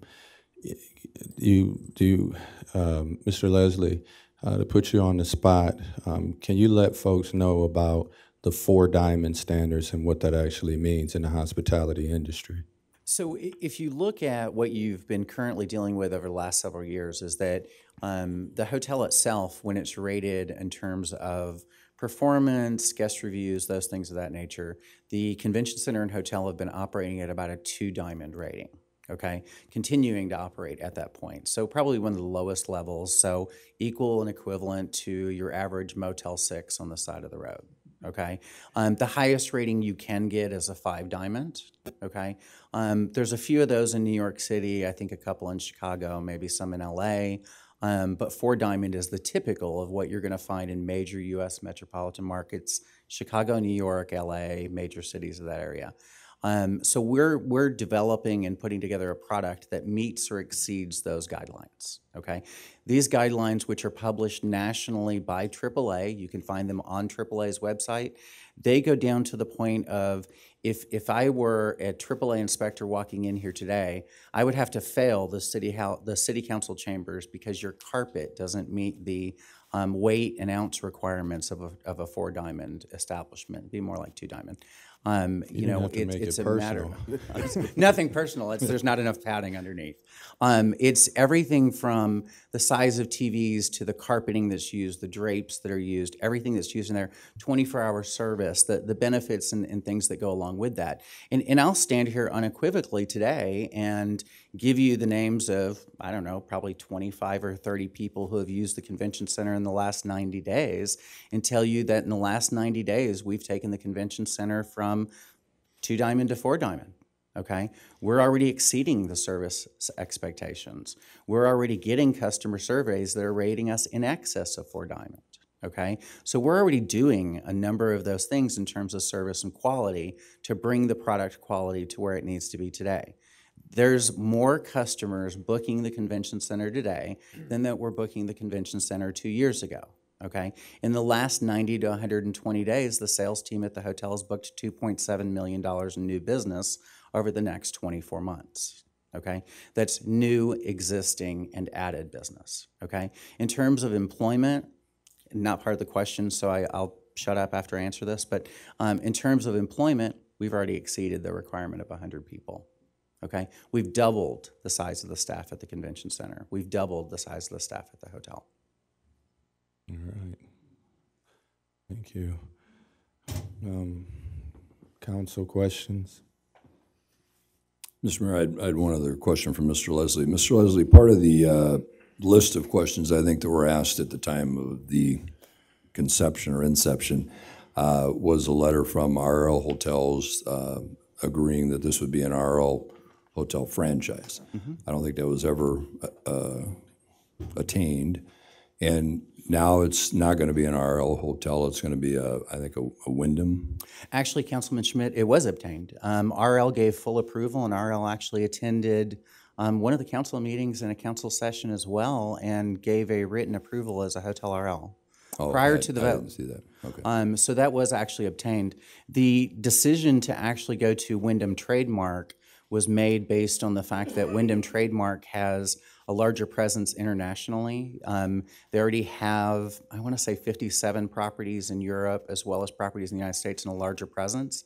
So we actually chose a four-star property that exceeded a 4-star property. So we actually upgraded in terms of the branding of the property when we came back to council to advise that we were going to trademark instead of RL. But to answer your question, that was actually obtained and fully circulated. I apologize if you hadn't seen it, but I do know that it was actually turned in and part of the package. To my knowledge, there's only one piece of the puzzle that's missing, and that's the actual closing and exchange of the legal title to the property, and you know, the city chief financial officer and attorney can, you know, talk about that, is that we've still struggled over the last probably 10 days. We still had 2 exceptions to title on the title policy for the convention center, which is the only thing that's actually kept us to keep pushing the closing of those facilities, and the start of all this project from a total completion standpoint is simply a title issue on behalf of the city's part. So regarding the RL hotel thing again, you chose to walk away from RL hotel. That's what you're saying? That is correct. We chose to actually go to trademark by Wyndham. Okay. Thank you. Any other questions, council? All right, so we heard about what we currently have as a development agreement, and we have Mr. Lynn's resolution on there. So without further conversation, I think we need to go ahead and vote. Mr. Welper? No. Mr. Jacobs? I abstain. Mr. Morrissey? No. Mr. Powers? No. Mr. Lind? Yes. Mr. Amos? No. Mr. Schmidt? I think following Mr. Leslie's recommendation, I'll vote yes. All right, so what is that? Okay. All right. Thank you, gentlemen, for the courteous conversation. Let's go on to, oh my goodness, here's another one. Let's go to number 9. Mr. Mayor? Yes, sir. I'd like to make a motion to receive, file, consider, and pass for the first time an ordinance amending the City of Waterloo Code of Ordinances by adding a new Title V, Chapter 2, Section 13, fireworks. Second. That motion has been made with the second. Who is this?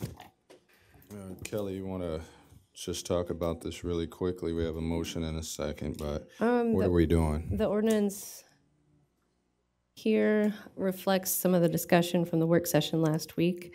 I would say if council wishes to see additional changes, etc., I would propose them before you approve the first reading of the ordinance.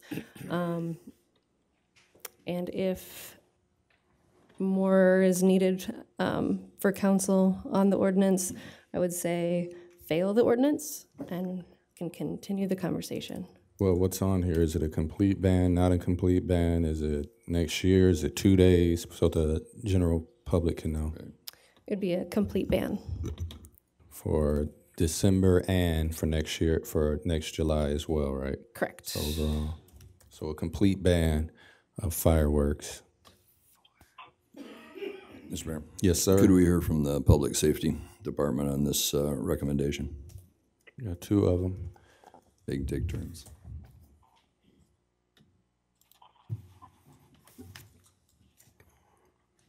Dan Trelka, Chief of Police. I believe from the police department's perspective, a complete ban would be a nightmare for us and difficult to enforce. But this, of course, is the council's decision. Mr. Treelor. Pat Treelor, Fire Chief. If you remember last July, we put forward the recommendation to go with a 5-day event.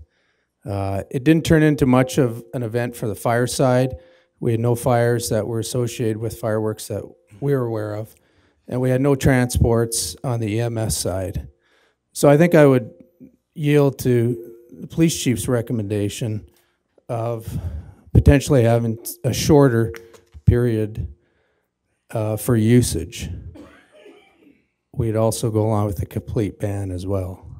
I think the 5-day window was a little too much. The Cedar Falls Fire Chief called me this morning to see where we're at on it. Of course, they've banned it completely, or at least that's my understanding. So if we're trying to merge up or meld with Cedar Falls, then a complete ban might be the way you'd want to go.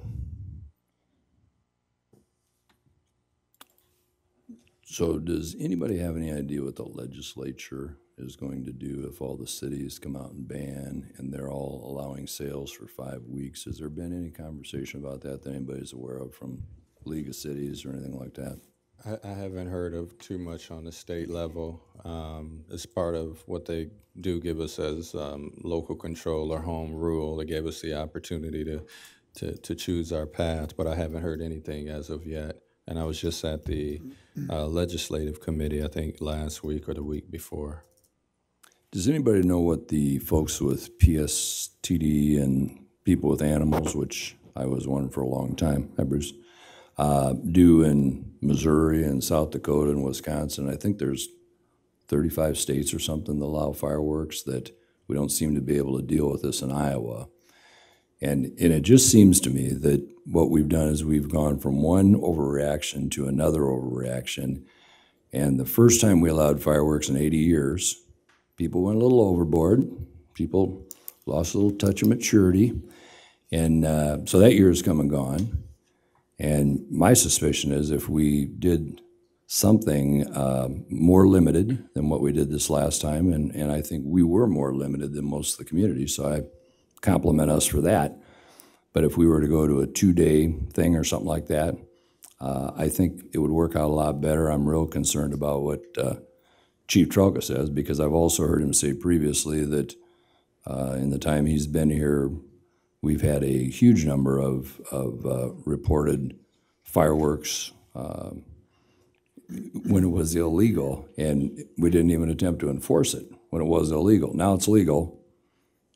I don't know. It just seems to me we're really creating a conundrum for ourselves. And finally, I do believe, going beyond New Year's Eve, looking at next 4th of July, I think it is responsible to have the new council make that decision when half the council is going to change. So I'd really like to see us allow New Year's Eve for 5 or 6 hours and then have the 4th of July be decided by the new council. So that's just my 2 cents. Mr. Mayor. Yes, sir.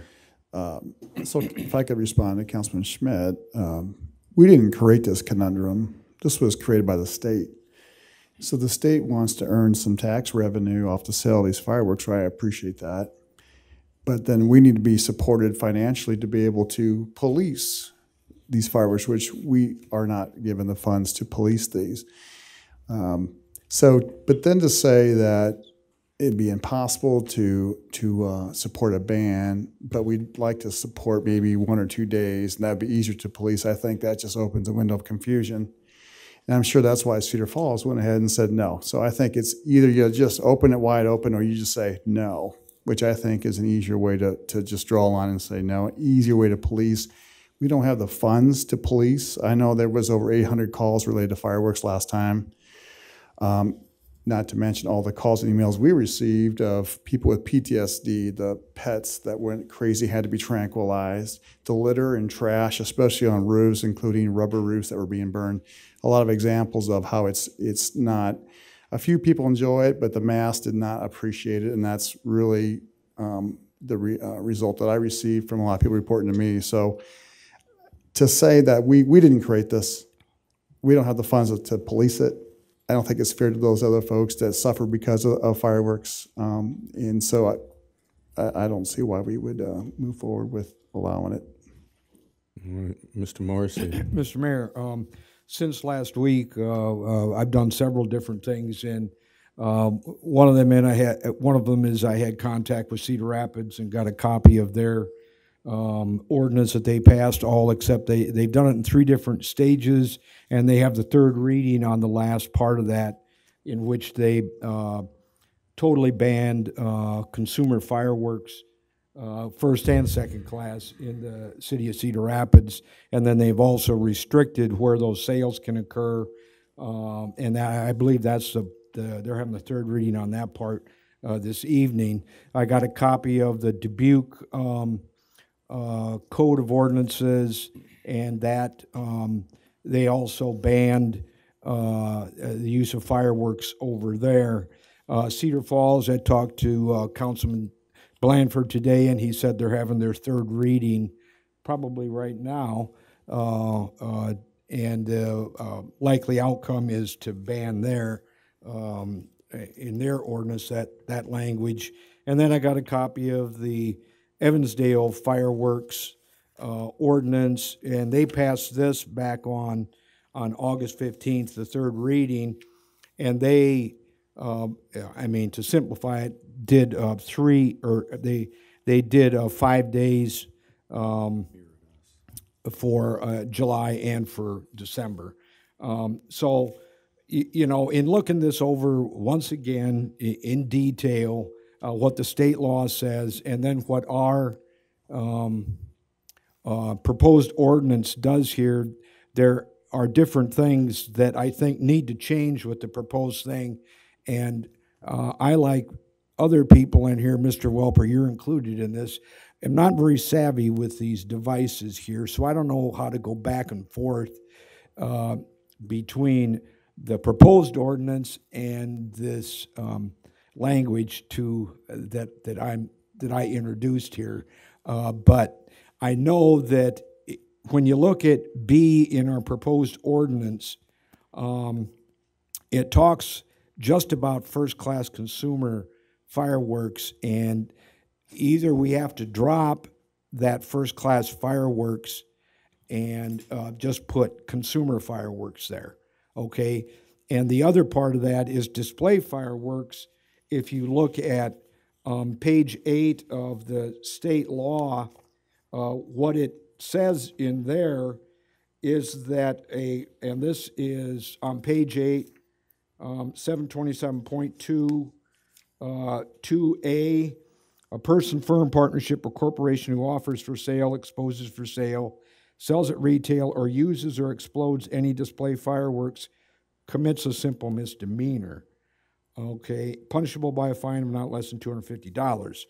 So I don't know why we need to be redundant in outlawing them when state law already says that they are not to be sold or used unless the city would approve it. And I don't think we're approving that. The other thing is that novelty fireworks are not included in this, and that's part of what B has. So I would like to proceed with this, but I would like to make some motions to amend, because I believe that this was handed to us back in May, June of this year, and I believe that we have a responsibility to the people of Waterloo to do our job rather than to put it on some new council people that are coming on. And therefore, I would like to make a motion to amend this proposed ordinance by eliminating first class in favor of just consumer fireworks. And if you want to keep display fireworks in there, that's fine. I'm just saying it's redundant, Mr. Mayor.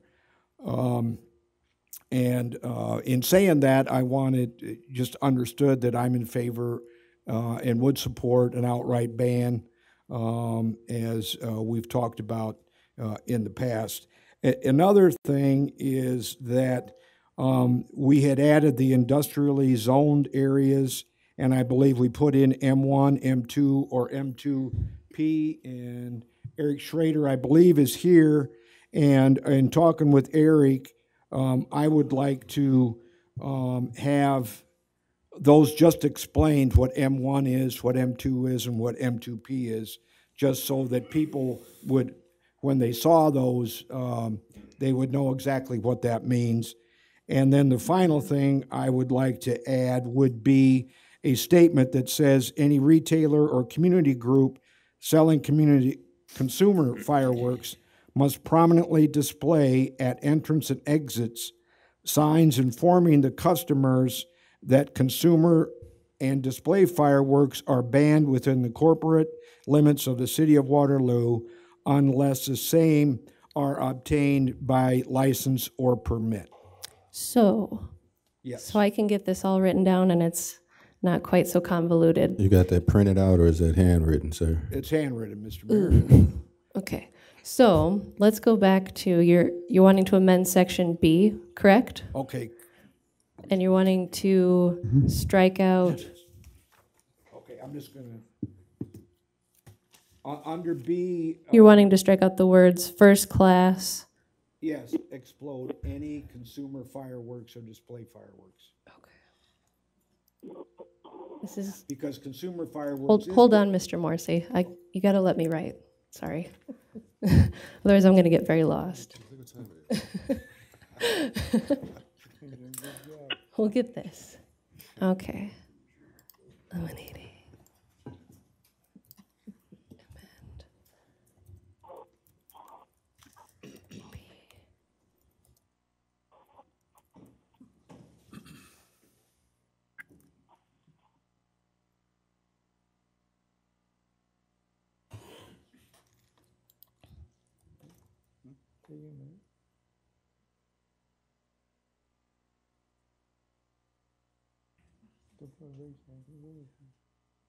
Okay. Okay, and then, so that would take care of B, that as far as my motion to amend. Okay. B, okay, and then with E, when it comes to M1, Eric, help me out here, please, if, Mr. Mayor Pro Tem, could I have Eric? That would be fine, Mr. Morrissey. Eric Schrader, City Planner. So it currently references M1, M2, and M2P. So the suggested wording change there would be M1 Light Industrial District, M2 Heavy Industrial District, M2P Planned Industrial District, as defined by the City of Waterloo Zoning Ordinance number 5079. Thank you, Eric. And then the second part to that. Hold on just a second.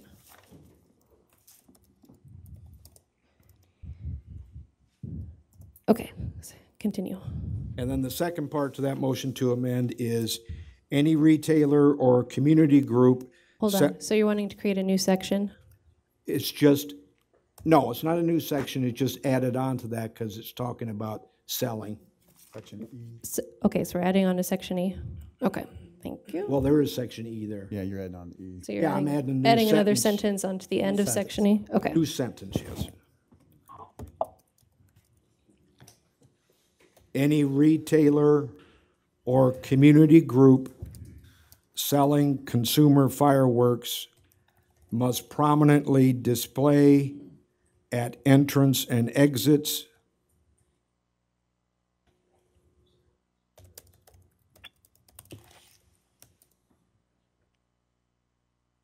signs informing customers that consumer and display fireworks are banned within corporate limits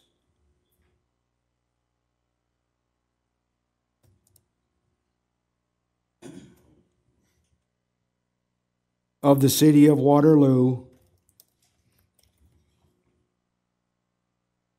unless same are obtained through license or permit. Thank you. Okay. Mayor Pro Tem, Sure, go ahead, Rosen. could we explain once again that we're covering the right classes of fireworks? Can we make sure we have a firm understanding of the classes of fireworks? Anyone can explain the classes of fireworks, first class, second class, novelty? They're Dave Zellifer, City Attorney. They're defined in the Code of Iowa, Consumer Class 1 and 2. And we've made reference to those definitions in our ordinance that we're adopting what they have. Basically, there's the big booms and then the medium booms that just shoot them out, the fires and those types of things. And then there are the novelties that are the snakes, the sparklers and such that have always been legal in the state of Iowa and will continue to be. We have to make sure the writing is correct, that we're not banning the possession of these in Waterloo, we're banning the use of them. Obviously, you can't ban the possession of them if you can buy them here. And that's where the legislature in its infinite wisdom has led us today, that people can buy these things but have to drive somewhere else to shoot them off. And I empathize with Chief Trelka and in this regard, but that's what the legislature gave us, and we have to deal with that hand. That's it. So when Mr. Morrissey did talk about the end of Section E, he talked about we need to make certain it's the use of the fireworks that's prohibited on those signs, not the possession of them. And I would like to add that language into that. Hey, Cal, could you read that back just so we're all kosher on that? Okay, so section E, we're adding a sentence that says any retailer or community group selling consumer fireworks must prominently display at the entrance and exit signs informing customers that consumer and display fireworks are banned within the corporate limits of the city of Waterloo unless the same are obtained through license or permit. And I'd just like to amend that, given City Attorney Zellifer's, that after informing customers that, we add the use of. Yeah, not the possession or not owning them, but the use of them. Okay. Thank you. Thank you. Anything else? So, Mr. Mayor, if we could just confirm, we're talking first-class consumer fireworks, second-class consumer fireworks, but not novelty fireworks. Okay. Correct. All right. So we have a motion for an amendment. Was there a second? No, not yet. Nope. Not yet. Second. And just to reiterate, what was placed on, you said last week's agenda, that was the recommendation by the chief, the 2 days and the time. So we did communicate, that was the recommendation last week, but this is a new one. This is an amendment, and so Where are we at? Well, Are we in Waterloo still? We need to vote on the It will be amendment. All right, so, yes, sir. regardless of what this council does, whether we have a total ban on fireworks or not, we know people are going to be firing off fireworks. As long as they can buy them in Iowa, Missouri, Wisconsin, wherever, they're going to be firing off these fireworks. And respectfully, I go along with the chief, but I don't believe that that's the answer. When you look at the other major cities in Iowa, Ames, Des Moines, Cedar Rapids, Iowa City, and now Cedar Falls, all banning it. We've all been put in this same situation, and I have to believe all these heads put together have made a good decision, and I see that we need to follow the same thing. So I don't have a problem with Mr. Morrissey's amendment, but I will hold firm on a total ban. I had very few people support fireworks this past year, but I had a boatload of people who were dead against them. I heard it wherever I went, that people were against this. So again, we're not going to stop it totally, but I think banning it totally is our solution. Mr. Mayor. Yes, sir. Once again, I don't feel like I can support a total ban on the fireworks, and it is simply because of the fact that I have gone out and talked with folks.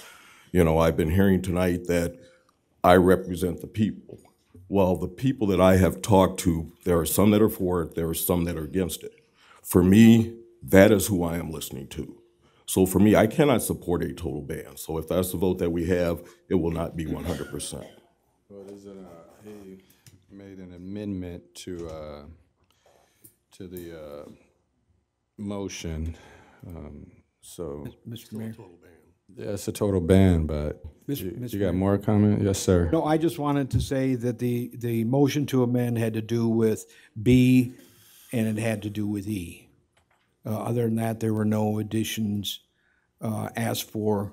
One of the things I did want to bring up was, according to state law, on page 5, there is, in that news section,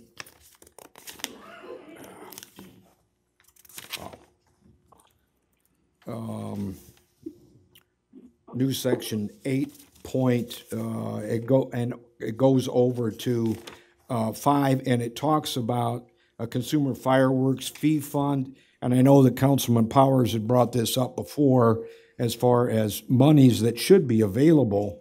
And there is 6A, and then there's 6B. And Chief Treelor, Mr. Mayor, could I ask Chief Treelor a question? If he has knowledge of 6A, 6B, and any of those monies could be sought, including the grant monies, to reimburse the protective services that are supplied by not only you, but also the police department. Sure, Pat Treelor, Fire Chief. At our Chiefs Conference a couple of months ago, Fire Marshal Wood attended our conference and informed us that there was no money put in that fund that you're referencing. So I would say at this current time, that's not available. Mr. Mayor, Chief Treelor, how does money get put in there? My understanding of it is that it's allocated from the sale of fireworks, and it needs to be appropriated to that fund. And as of the meeting, I think it was in April when we got together, there was no money in that account. Would that then take an act of the legislature to appropriate that money to that fund? That I wouldn't know for sure, Mr. Morrissey. Okay, well, thank you. About 96% sure I'm believing it probably would. They have to allocate it. That has to come from the state, right? Mr. Mayor. Yes, sir. If I could, just real quickly, I would like to remind everybody that this was something put together by the state legislature with both parties supporting it. It was, I think, introduced by a firefighter. So it seems to me this had broad support. And going back to what Councilman Jacobs said, I believe that I read in the paper that in a poll that was taken, more than a majority of Iowans supported fireworks. Now, I certainly understand this is one of these things that's a 50-50 deal, and I have some friends and ones in the audience that are opposed to this, and I'm certainly supportive of, you know, the fact that we did throttle it down last time, and now I think we should throttle it down even more. But I don't think a ban is the right answer. I think going back to what Councilman Amos said, you know, we've got to kind of try and represent everybody, just not maybe what we might call the vocal minority. This is one time I can't wait to see this vote. Mr. Mayor? Yes, sir. One final thing, that passing this ordinance right now through 3 readings or, you know, however, if we're going to suspend it or whatever, does not mean it's the end. It means that we have something in place for New Year's and going forward to next July. That does not mean that the new council with new information obtained and that can't go ahead and change and tweak this ordinance again. But this is taking a step forward, a big step forward to doing something that we've been 6 months in trying to do. So I would just ask the council to please support the motions to amend and support the overall ordinance in general, including the ban. All right, so when we go through and get to the first reading, you can comment, but this is an amendment that's been made by a council member in second. So we got to, it's that time. Can we vote on the amendments given by Mr. Morrissey, unless council, anything, Mr. Lynn or anyone else? Madam Clerk. Mr. Jacobs? Yes. Mr. Morrissey? Yes. Mr. Powers? Yes. Mr. Lind? No. Mr. Amos? Yes. Mr. Schmidt? No. Mr. Welper? Yes. That is 4. All right, so that was 5. 5. Yeah, I'm sorry. It's Voted against what he said. so, all right. So now we have to go back. We got the amendments. Now we have to go back to receive, file, and consider, right? Yep, we've got a motion and a second on the first reading. Of what we just amended. Mm-hmm. All right. And we already had a first and a second, or we have to do a new one? Nope, we had a first by Morrissey and a second by Welper. All right. Yes, sir. David Dreyer, 3145 West 4th Street.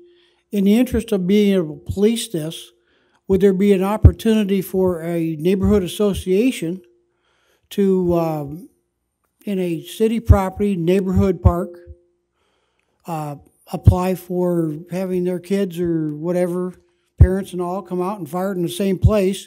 The police know where it's at, and now you're not chasing all over town. Just a thought. All right. Thank you, sir.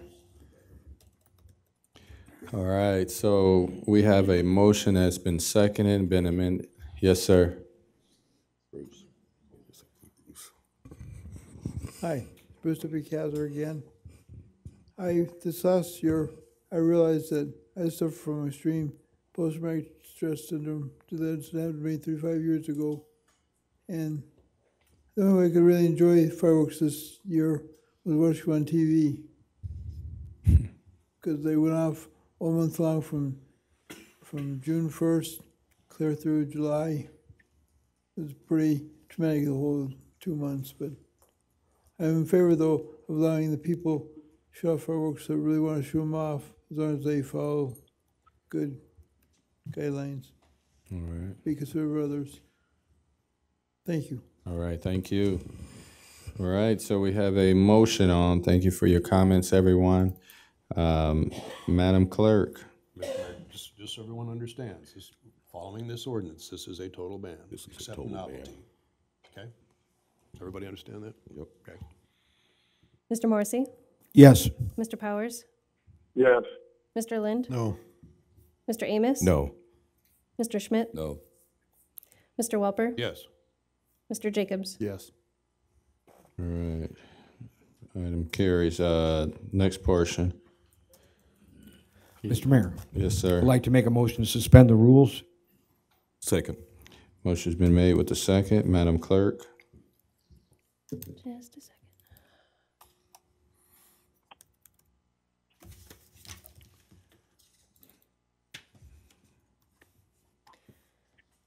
Mr. Morrissey? Yes.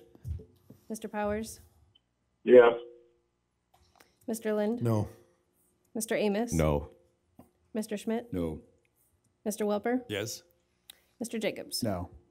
All right, so we will pick this up next week. Please tell me 10, 11, 12, and 13. Can kind of do those together. We got to take those separate. Separate. Mr. Schmidt? Mr. Mayor.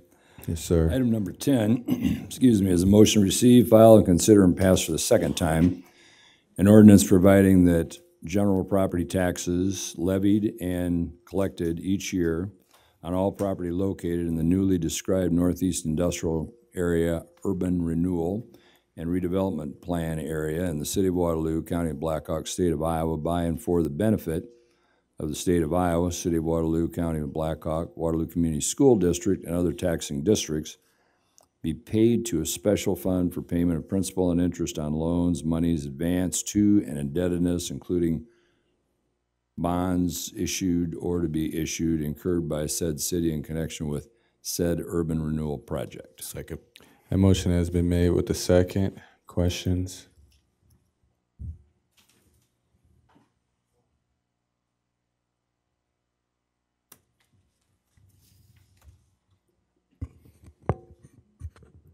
David Dryer, 3145 West 4th Street. Are we talking about keeping vacant land in the two TIFs? This is for items 10 through 13. Since it's the first one up, I'm going to speak about all of them. Then we hear if we don't renew these, we won't be able to pay bills on vacant land. I assume we own this land. Is that true? I need that to continue, sir. All right, thank you, sir. No. Vacant land question, and it's about paying bills or obligations in those districts. Noel Anderson, Community Planning Development Director. We own the land in the Northeast Industrial area. We do not own all of the land in the San Martin one. It is vacant land that will be taking out and putting back in, basically to reset the timeline, to be able to do improvements and attract companies to there and pay bills moving into the future for projects. We need to put it back into the TIF district to be competitive. Okay. Paying bills, about vacant land, paying bills, or can you explain a little bit about the obligation? Sure. So each TIF district obviously has debt owed against it for infrastructure improvements, water, sewer, road, where we have bought land. So we do need to have the land returned into the TIF district so it's ready for development. It still will be paying into the TIF districts as land costs go up, land values go up, and as we see more improvements into those areas. Therefore, sir, my comment is that if we own the land, the city doesn't pay itself property taxes. So what amount of money is vacant land generating to pay these bills? And therefore, I don't see how vacant land that the city owns is paying any taxes or any income to pay property taxes to pay these bills. That's kind of a misnomer to me. Okay, I also see that the TIF is in debt $66 million with $8 million worth of income each year. If you divide that out, it's about 8 1/3 years to retire that debt. So is this happening? Is the $66 million part of the $120 million we are in debt? So therefore, we own the property that's vacant. I suggest it be released, and if needed, after the rest of it is filled, then refit it to the TIF. Thank you. Thank you, sir. Mayor? The city of Waterloo does pay property taxes. The county started to tax, or actually the state of Iowa ordered that all cities pay taxes on land that they own if they're leasing it out, since obviously it's Iowa. If the land's not being built on, it's usually being farmed on, so we are leasing out the land, so we do pay property taxes. I would note specifically for the Northeast Industrial Park as well as the San Martin, we do have interested companies in looking at these areas, so it's actually very imperative that we take these actions. Thank you. Yes, sir. Thank you. Todd Obadal, 124 Amity Drive. I would just like to ask that of the members of the council who will be voting on this, if any of them own property or their primary place of employment is in this TIF district in item 10. And if so, I would I would like to know if it is a conflict of interest to vote one way or the other on this proposal, seeing that it's been described as having a competitive advantage to develop in these areas with the TIF program. Also, I would just like to point out that it was brought up last week that we have 3-4 years, I think it was, until this is coming up, that I don't see this as something that has to be taken care of right now. Anyway, that's all my comments. Thank you. All right. Question about if your place of employment is within a TIF district.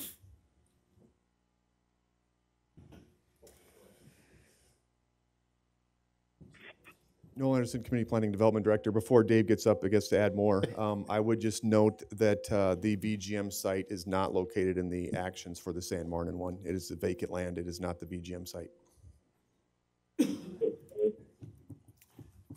Mr. Dillavo. Forrest Dillavo, 1725 Huntington Road. I do object to the extension of another 20 years on TIF.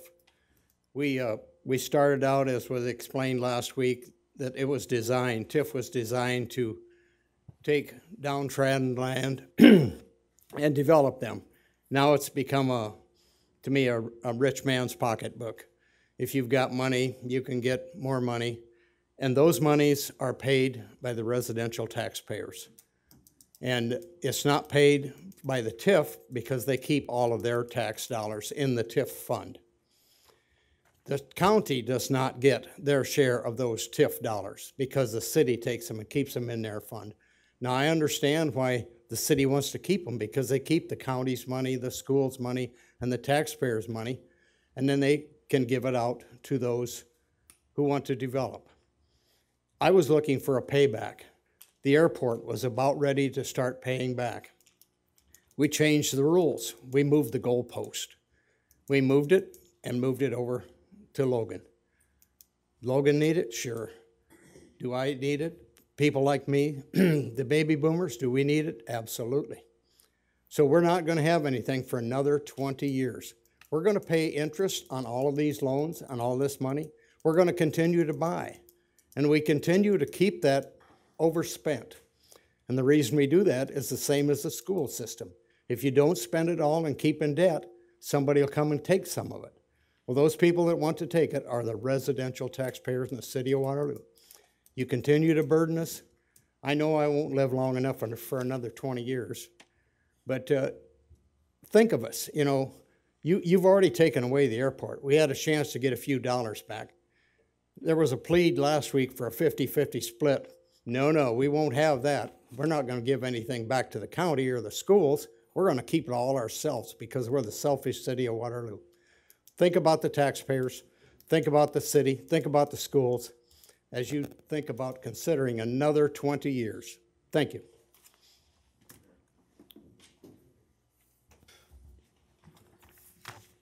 Noel Anderson, Community Planning Development Director. As I believe I've shown the council in past projects, there's actually a breakout of debt service levy. There's a portion that goes to the schools. So actually, as a project occurs in the TIF districts, there's still more money going to the schools. There's more money going to debt service, which helps keep down the general property taxes by utilizing the TIF to help the residential taxpayers of Waterloo. So this is still the best financial model.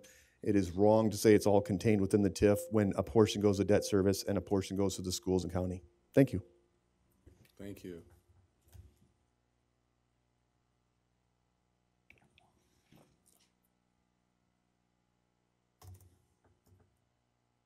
John Sherbin, 1715 Robin Road. We've already paid interest for 15 years or so on this property. We bonded it many years. We've got lots of bonds, paid a lot of interest. You know, that's our favorite thing. The service, which we never quite bring out, the cost of doing business at the banks is not free. We have to pay for the privilege of those guys to write out checks once in a while to cover this up. So why do we want to pay interest for something for 20 years and then pay interest on it again for 20 years? Seems to me like that's a bad business. I have never borrowed money that I didn't have to pay upfront fees or something, you know, when I get through the banks and stuff. And that's the way it is. But, you know, what's wrong with 10 or 15%? You know, maybe we can't give them 100. But couldn't we give them, couldn't we get back some money? You know, even a start. We just don't even want to talk about start. I'm really interested in, and this is a big question, when are we going to start paying back any of these bonds? You know, we gain every year, we gain more money, we spend more money. Now we pay the bonds off, but the debt goes higher. So when are we going to start paying the debt off? It's not even in the plan. I've talked to everybody at least once or twice in every department, and they just said, well, what do you want to give up? Maybe I'd like to give up my taxes. Thank you. Okay. Mr. Mayor? Yes, sir. Last week, Councilman Lynn talked about a 50% reduction, and I asked that very question about what about a 10 or 15%. Noel, could you talk about that just a little bit, and maybe not across the board, but on certain TIFs versus other TIFs, because some of them are a little further along in their life cycle, right? So would that be a consideration, or does that just not work? Noel Anderson, Community Planning Development Director. I think it's something we can evaluate each year as we look at it. You know, I'll use the Northeast one on there and the San Martin one on there since they're both on the agenda tonight, and they're both very similar in that they are nice TIF districts. They have nice locations. They're a little bit unique from each other. One that's for heavy industrial with heavy water and sewer. The other one that's more for a business park / light industrial along Highway 20 to take advantage of that corridor. However, both of them have large amounts of need for infrastructure in terms of building roads, building out lot layouts.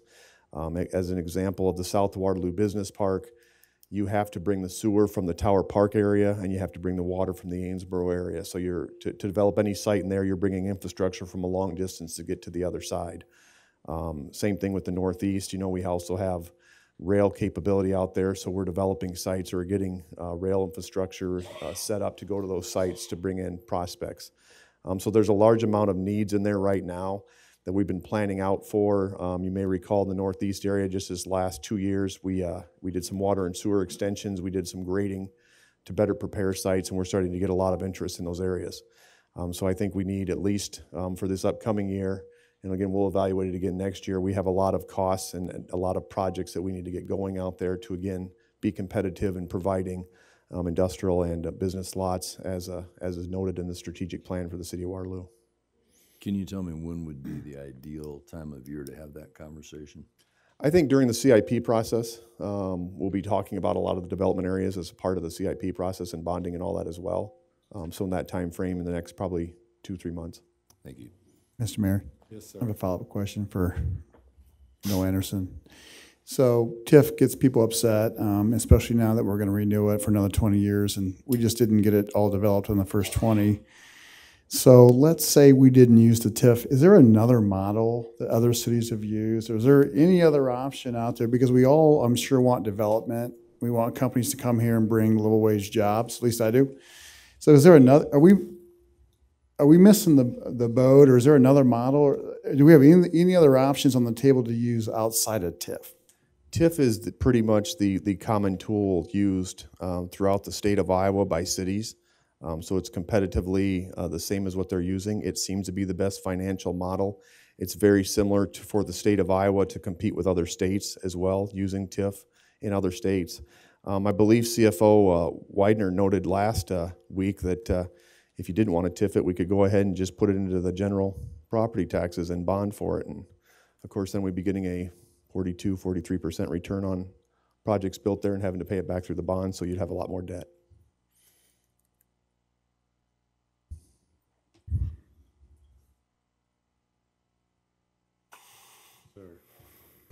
I've been up here so many times tonight, I feel I should change my name to David Dreyer. But it's Jim Chapman, 224 Birch.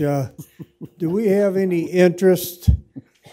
Do we have any interest in anybody coming into Waterloo? I know we hired, I think, a gentleman out of Texas, I believe. I guess we gave him some money to bring development here. Where has that gone? I think it was something like $50,000 or something we gave some gentleman to. Good question. No? It's the no show today. Get your squats in. I'll just let that one go. Noel Anderson, Community Planning Development Director. Yes, we actually have a very good amount of interest in a number of our industrial parks and business parks. The gentleman I think you're referring to is from Buxton. That was more of a retail oriented. We've expanding that into retail and medical type searches that we're working on with them. And that's kind of a detailed information gathering process, and we're starting to utilize that to go out and talk to companies with it. But we do have a great amount of interest from that source as well as other sources in the city of Waterloo. Do we still have a lady, excuse me, do we still have a lady in planning and zoning that's calling around trying to draw in people? We have Adrian Miller as our economic development planner. We also partner with the Greater Cedar Valley Alliance with Lisa Skubel and another staff there that they actually go to conferences on industrial development in the Chicago area and some other conferences throughout there, as well as getting our name out there. So we have a lot of tools that we're utilizing to try and bring attention to the area. But you did say that, excuse me, Mayor, he did say that we do have some interest in people coming to Waterloo? Most definitely. Thank you. Can I speak now, Jim? Thank you for your questions, Mr. Shares. Good evening, Don Sheriff, 1415 Downing Avenue.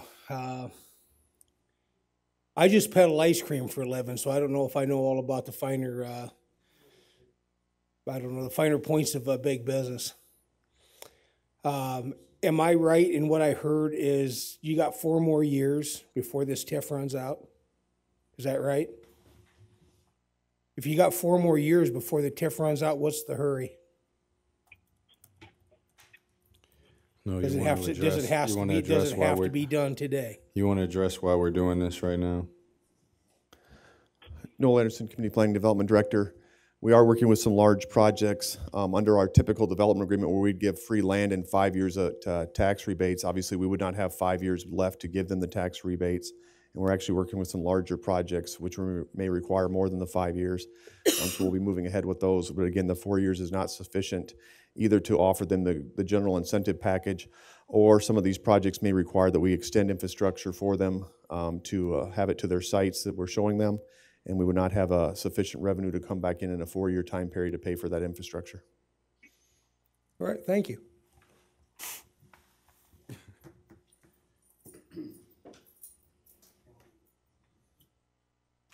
All right, Madam Clerk.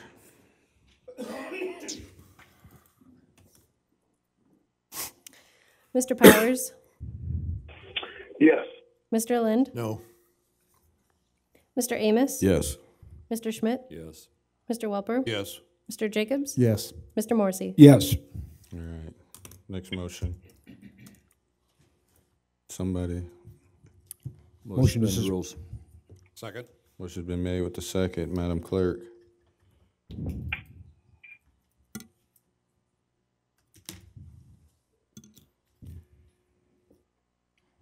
Mr. Lind? No.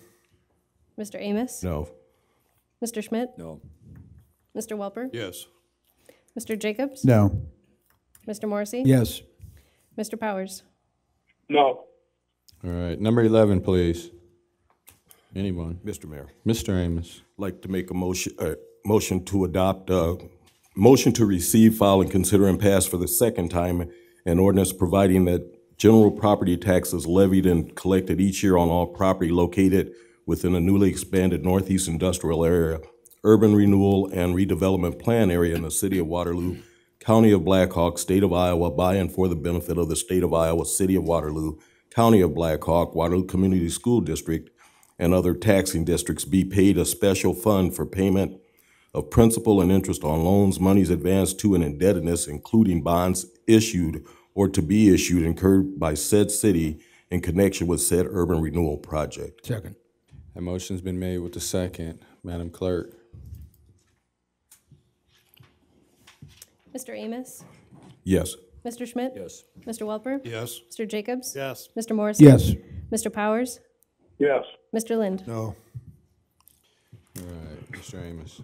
Mr. Mayor, motion to suspend the rules. Second. Motion's been made with the second. Madam Clerk?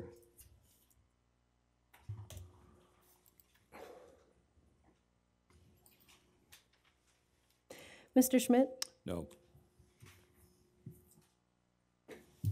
Mr. Welper? Yes. Mr. Jacobs? No. Mr. Morrissey? No. Mr. Powers? No. Mr. Lind? No. Mr. Amos? No. All right. Mr. Mayor. I'm sorry, I have to excuse myself. I have to go. So Mr. Welper, please take the reins. Not going to do that. So Mr. we'll Mayor take Pro number Tem. 12.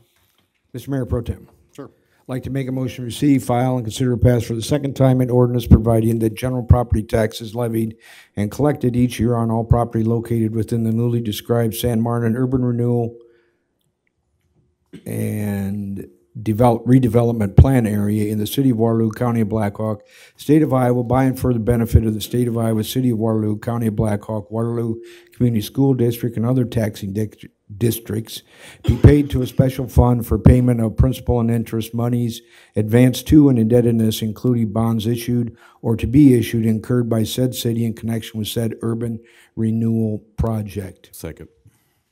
Okay, we have a motion and a second on this. Any discussion or questions? Hearing none, roll call, please. Oh, I'm sorry. Thank you, Mr. Mayor Pro Tem. Todd Obadal, 124 Amity Drive. I also would like to ask on this one if there is a conflict of interest with anyone that owns property or has their primary place of employment within the proposed TIF district. I would like to point out that in the Urban Renewal and Redevelopment Plan that has been posted, Attachment A is a map of the previous TIF district and is not of the San Martin TIF district. I don't know what sort of corrective measures we've taken on this, but perhaps we could just resubmit this next week and not debate this at this time until the documentation is correct on the submission. Thank you. No, is the map incorrect on this?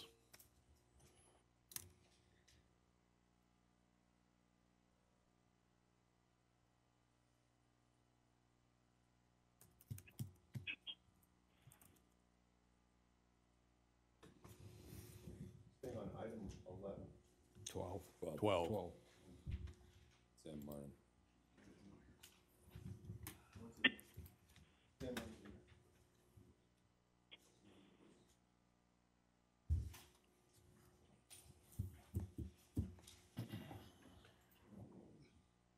Did you say it was correct? Okay. You saying the electronic ones? Yeah, apparently it's correct somewheres. Noel Anderson, Community Planning Development Director. These are printed offline this morning by my secretary, Patty McGee, and it has the San Martin map in it. The maps are on pages 3 through 4 on the attachment labeled Planning and Zoning Memo for San Martin Amendments. Todd Obadal, 124 Amity. Yes, that's correct, but on the actual redevelopment plan, that is what we are voting on. On the previous TIF plan, it had this same map for the previous one as part of what we're voting on. And this same map is attachment A, with attachment B being the verbal description of the San Martin TIF, but the diagram is not. I don't have that in front of me. Noel, do you have any idea what he's saying is correct or not? Can any of you verify that the map is correct or incorrect? Mr. Mayor Pro Tem. Yes. Noel, if I could ask, is what is presented to us tonight the same as what was presented to us last week that passed first reading?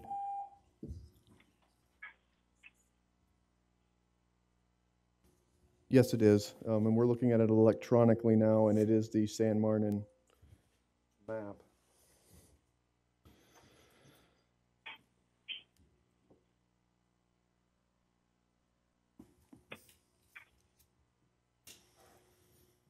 And it's describing the San Martin area.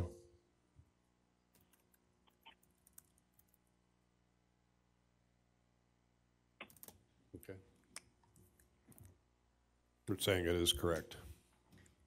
Mr. Mayor Pro Tem? Yes. No, you said VJM's not in this TIF, but this map clearly shows VJM in the TIF. The question of if someone was working in an area represented on here for the actions, the area being taken out and put back in does not include the VGM site, as we would not want to release that TIF district since we need that revenue for. It is in the overall map area, but it is not within the legal descriptions of the actions that you're taking tonight to remove and reset and place back in the vacant land. But it is in the TIF. It is in the overall San Martin area, not in the actions tonight. Okay. We don't know. We have a roll call here, please. Mr. Schmidt? Yes. Mr. Welper? Yes. Mr. Jacobs?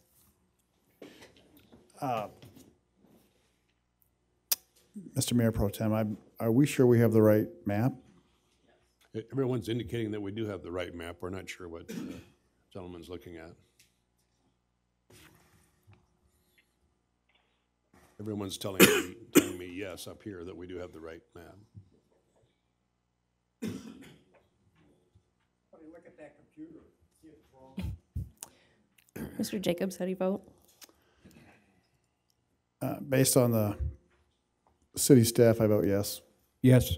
Mr. Morrissey? Yes. Mr. Powers? Yes. Mr. Lind? No. Mr. Amos? Yes. Okay, that passes.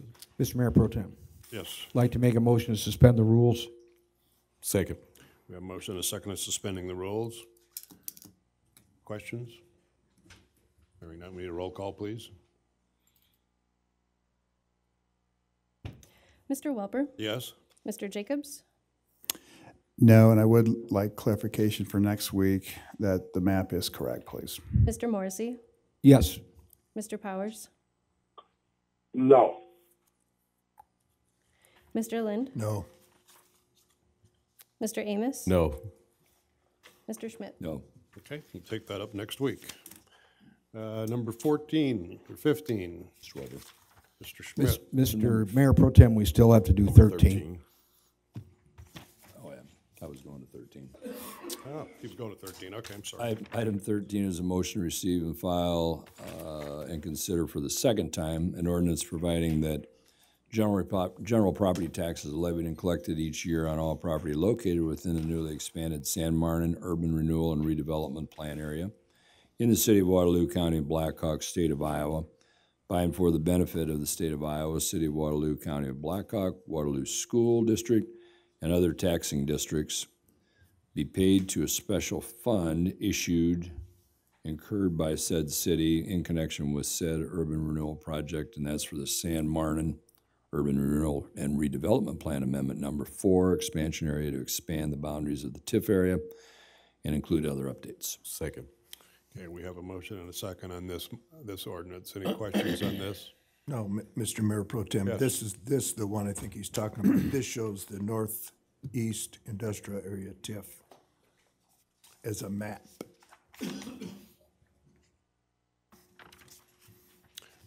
Did I get a second on your? Yeah. Okay. No?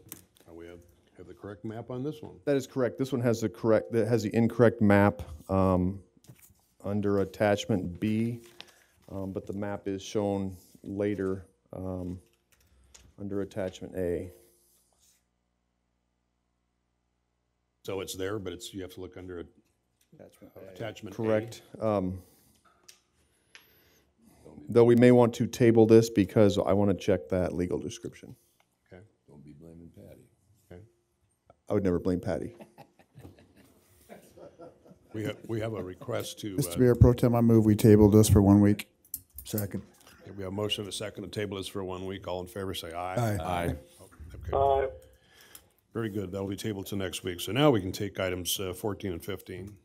Mr. Mayor Pro Tem. Yeah. Number 14 is a motion approving a change order number 1 from ECCO Midwest Incorporated for an increased amount of $2,950 for additional asbestos removal from property located at 1100 Grant Avenue for a final contract amount of $9,450. Number 15 is renewal application for Class C liquor license with Sunday Sales for Trucker Bar, 1915 Borland Avenue. Expiration 12/12/2018. Staff recommends denial in parentheses. Second. Okay, we have a motion and a second on 14 and 15. Is there any questions or discussion on those two? Mr. Mayor Pro Tem. Yes. So just to be clear, item number 15, if we want to vote against the renewal, we need to vote no, correct? And that's what staff recommends. Okay. Thank you.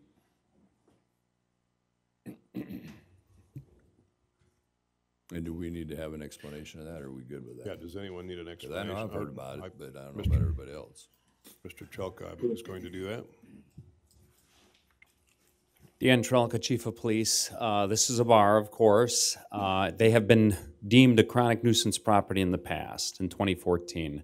They did give me an abatement plan. They went a year without chronic nuisance activity, so they lost the designation of being a chronic nuisance property. Within the last month, they have again been designated a chronic nuisance property. They have submitted an abatement plan. However, as far as our bars in the city go right now, they're in the spotlight because we get Northern Bar is a chronic nuisance property, yet they are. Okay, so will the state support us on this if we vote no? Since we have the history of the problems with the bar. I say let's do it. And this also is one of those buildings that was never built to be a bar. It's built in a residential area. There are houses right next to it that it never should have been a bar to begin with. It should have been and that's not your issue. I mean, it should have been the hardware store, the beauty shop, or whatever it was when it was built, and it never should have been allowed to be a bar to start with, so. Yeah. Thank you, Chief. Anyone else have any Mr. Mayor Pro Tem. comments? I'm good. Mr. Mayor Pro Tem, this Powers. I want to make it clear that the staff has recommended denial, so that would be a yes vote, right? No. Yeah, it's a no vote. No vote. And then I would also, if it's okay, I'd like to make an amendment that we take to the fullest extent of what state law allows and put the penalty at a year.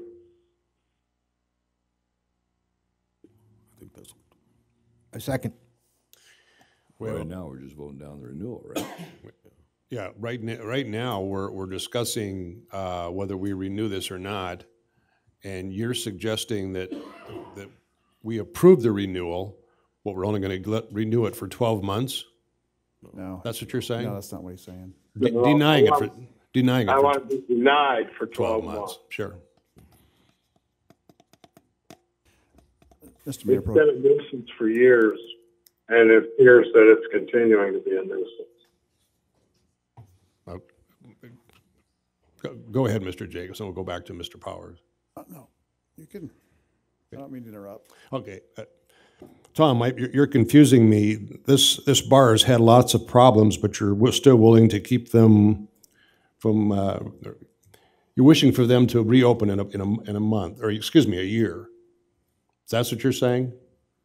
I want to remove their license from that establishment for a year. Yes. Okay. And Mr. Morrissey, you have seconded that? Yes. Mr. Mayor Pro Tem. When I was looking at the information on this bar, wasn't that what was the suggested time anyway, was a year for them to not be able to have their license renewed? That I don't know. Yes. So, Councilman Amos, yes, that's what was in the so attachment. making that motion, is just kind of redundant from that standpoint, isn't it? Because it would be a year, correct me if I'm wrong, but wouldn't it be a year if their license was not renewed anyway, that they would have to wait before reapplying? I don't know state law. Is that, do you know if that's correct? That a denial is only for 1 year anyway? Mr. Mayor Pro Tem? Oh, it says not to exceed 1 year. I think Councilman Powers wants to specify the time frame on this. Okay, Chief, do you have any comment? I do not, no. I think it's more clear now. To the fullest extent. Can you say that again? I want to follow the Iowa Code to the fullest extent. Iowa Code Chapter 123.39 authorizes the local authority to suspend any retail wine, beer, permit, liquor, control license for the violation ordinance and regulations adopted by a local authority cannot exceed 1 year, but I want it to go to the full extent of the 1 year. Well, if I'm understanding that correctly, it would happen anyway. It would be 1 year. That would be. We can have up to a year, and I want it to be the full year. Up to a year. Okay. Mr. Morse, you got a comment? Well, no, I wanted to see, Mr. Mayor Pro Tem, if City Attorney Zellifer could talk to this. Yeah, this is Dave Zellifer, City Attorney. This does go beyond the scope of what we were originally asking for. I would feel more comfortable if we just stuck today to denying the license that they're asking for now and coming back.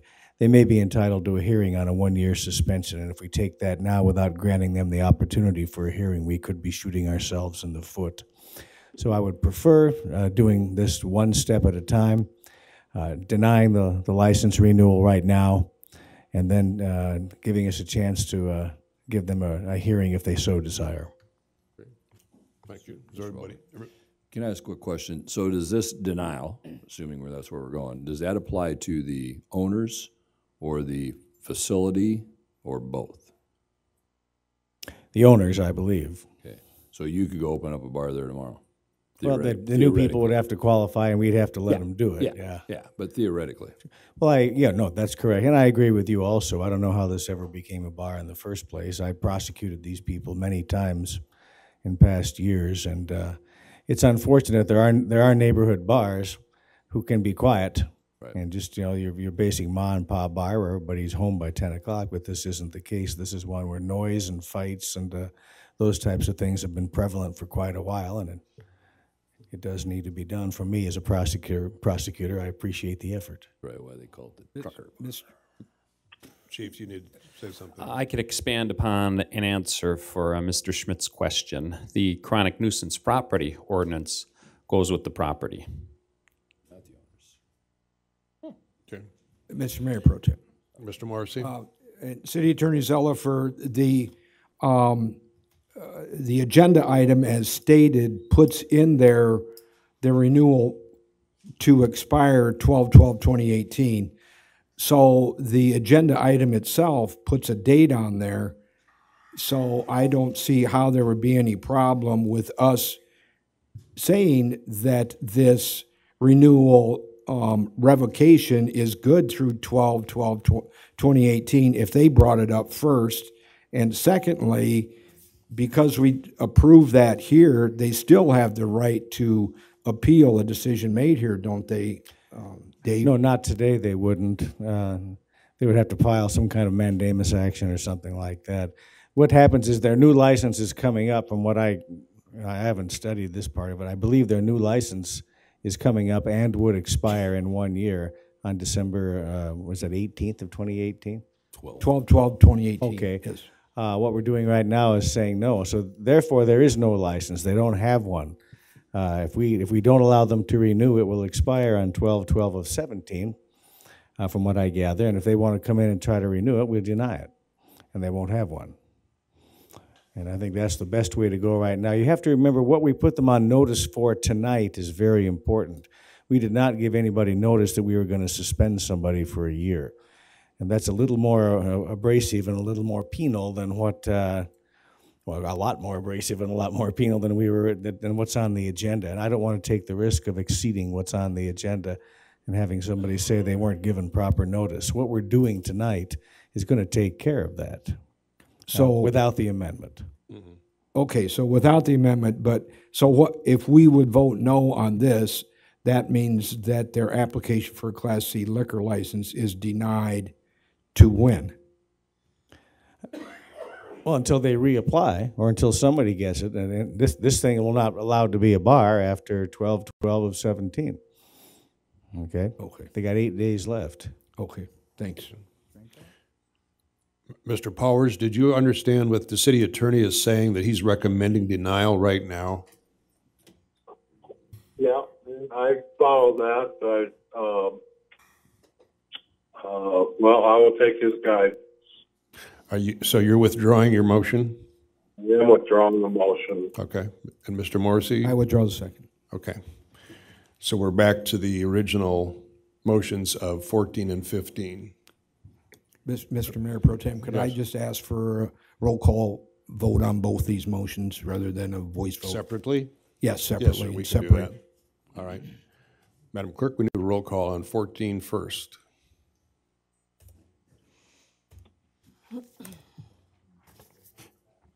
Okay. Mr. Jacobs? Yes on 14, no on 15. We're gonna Taking them take individually. separately.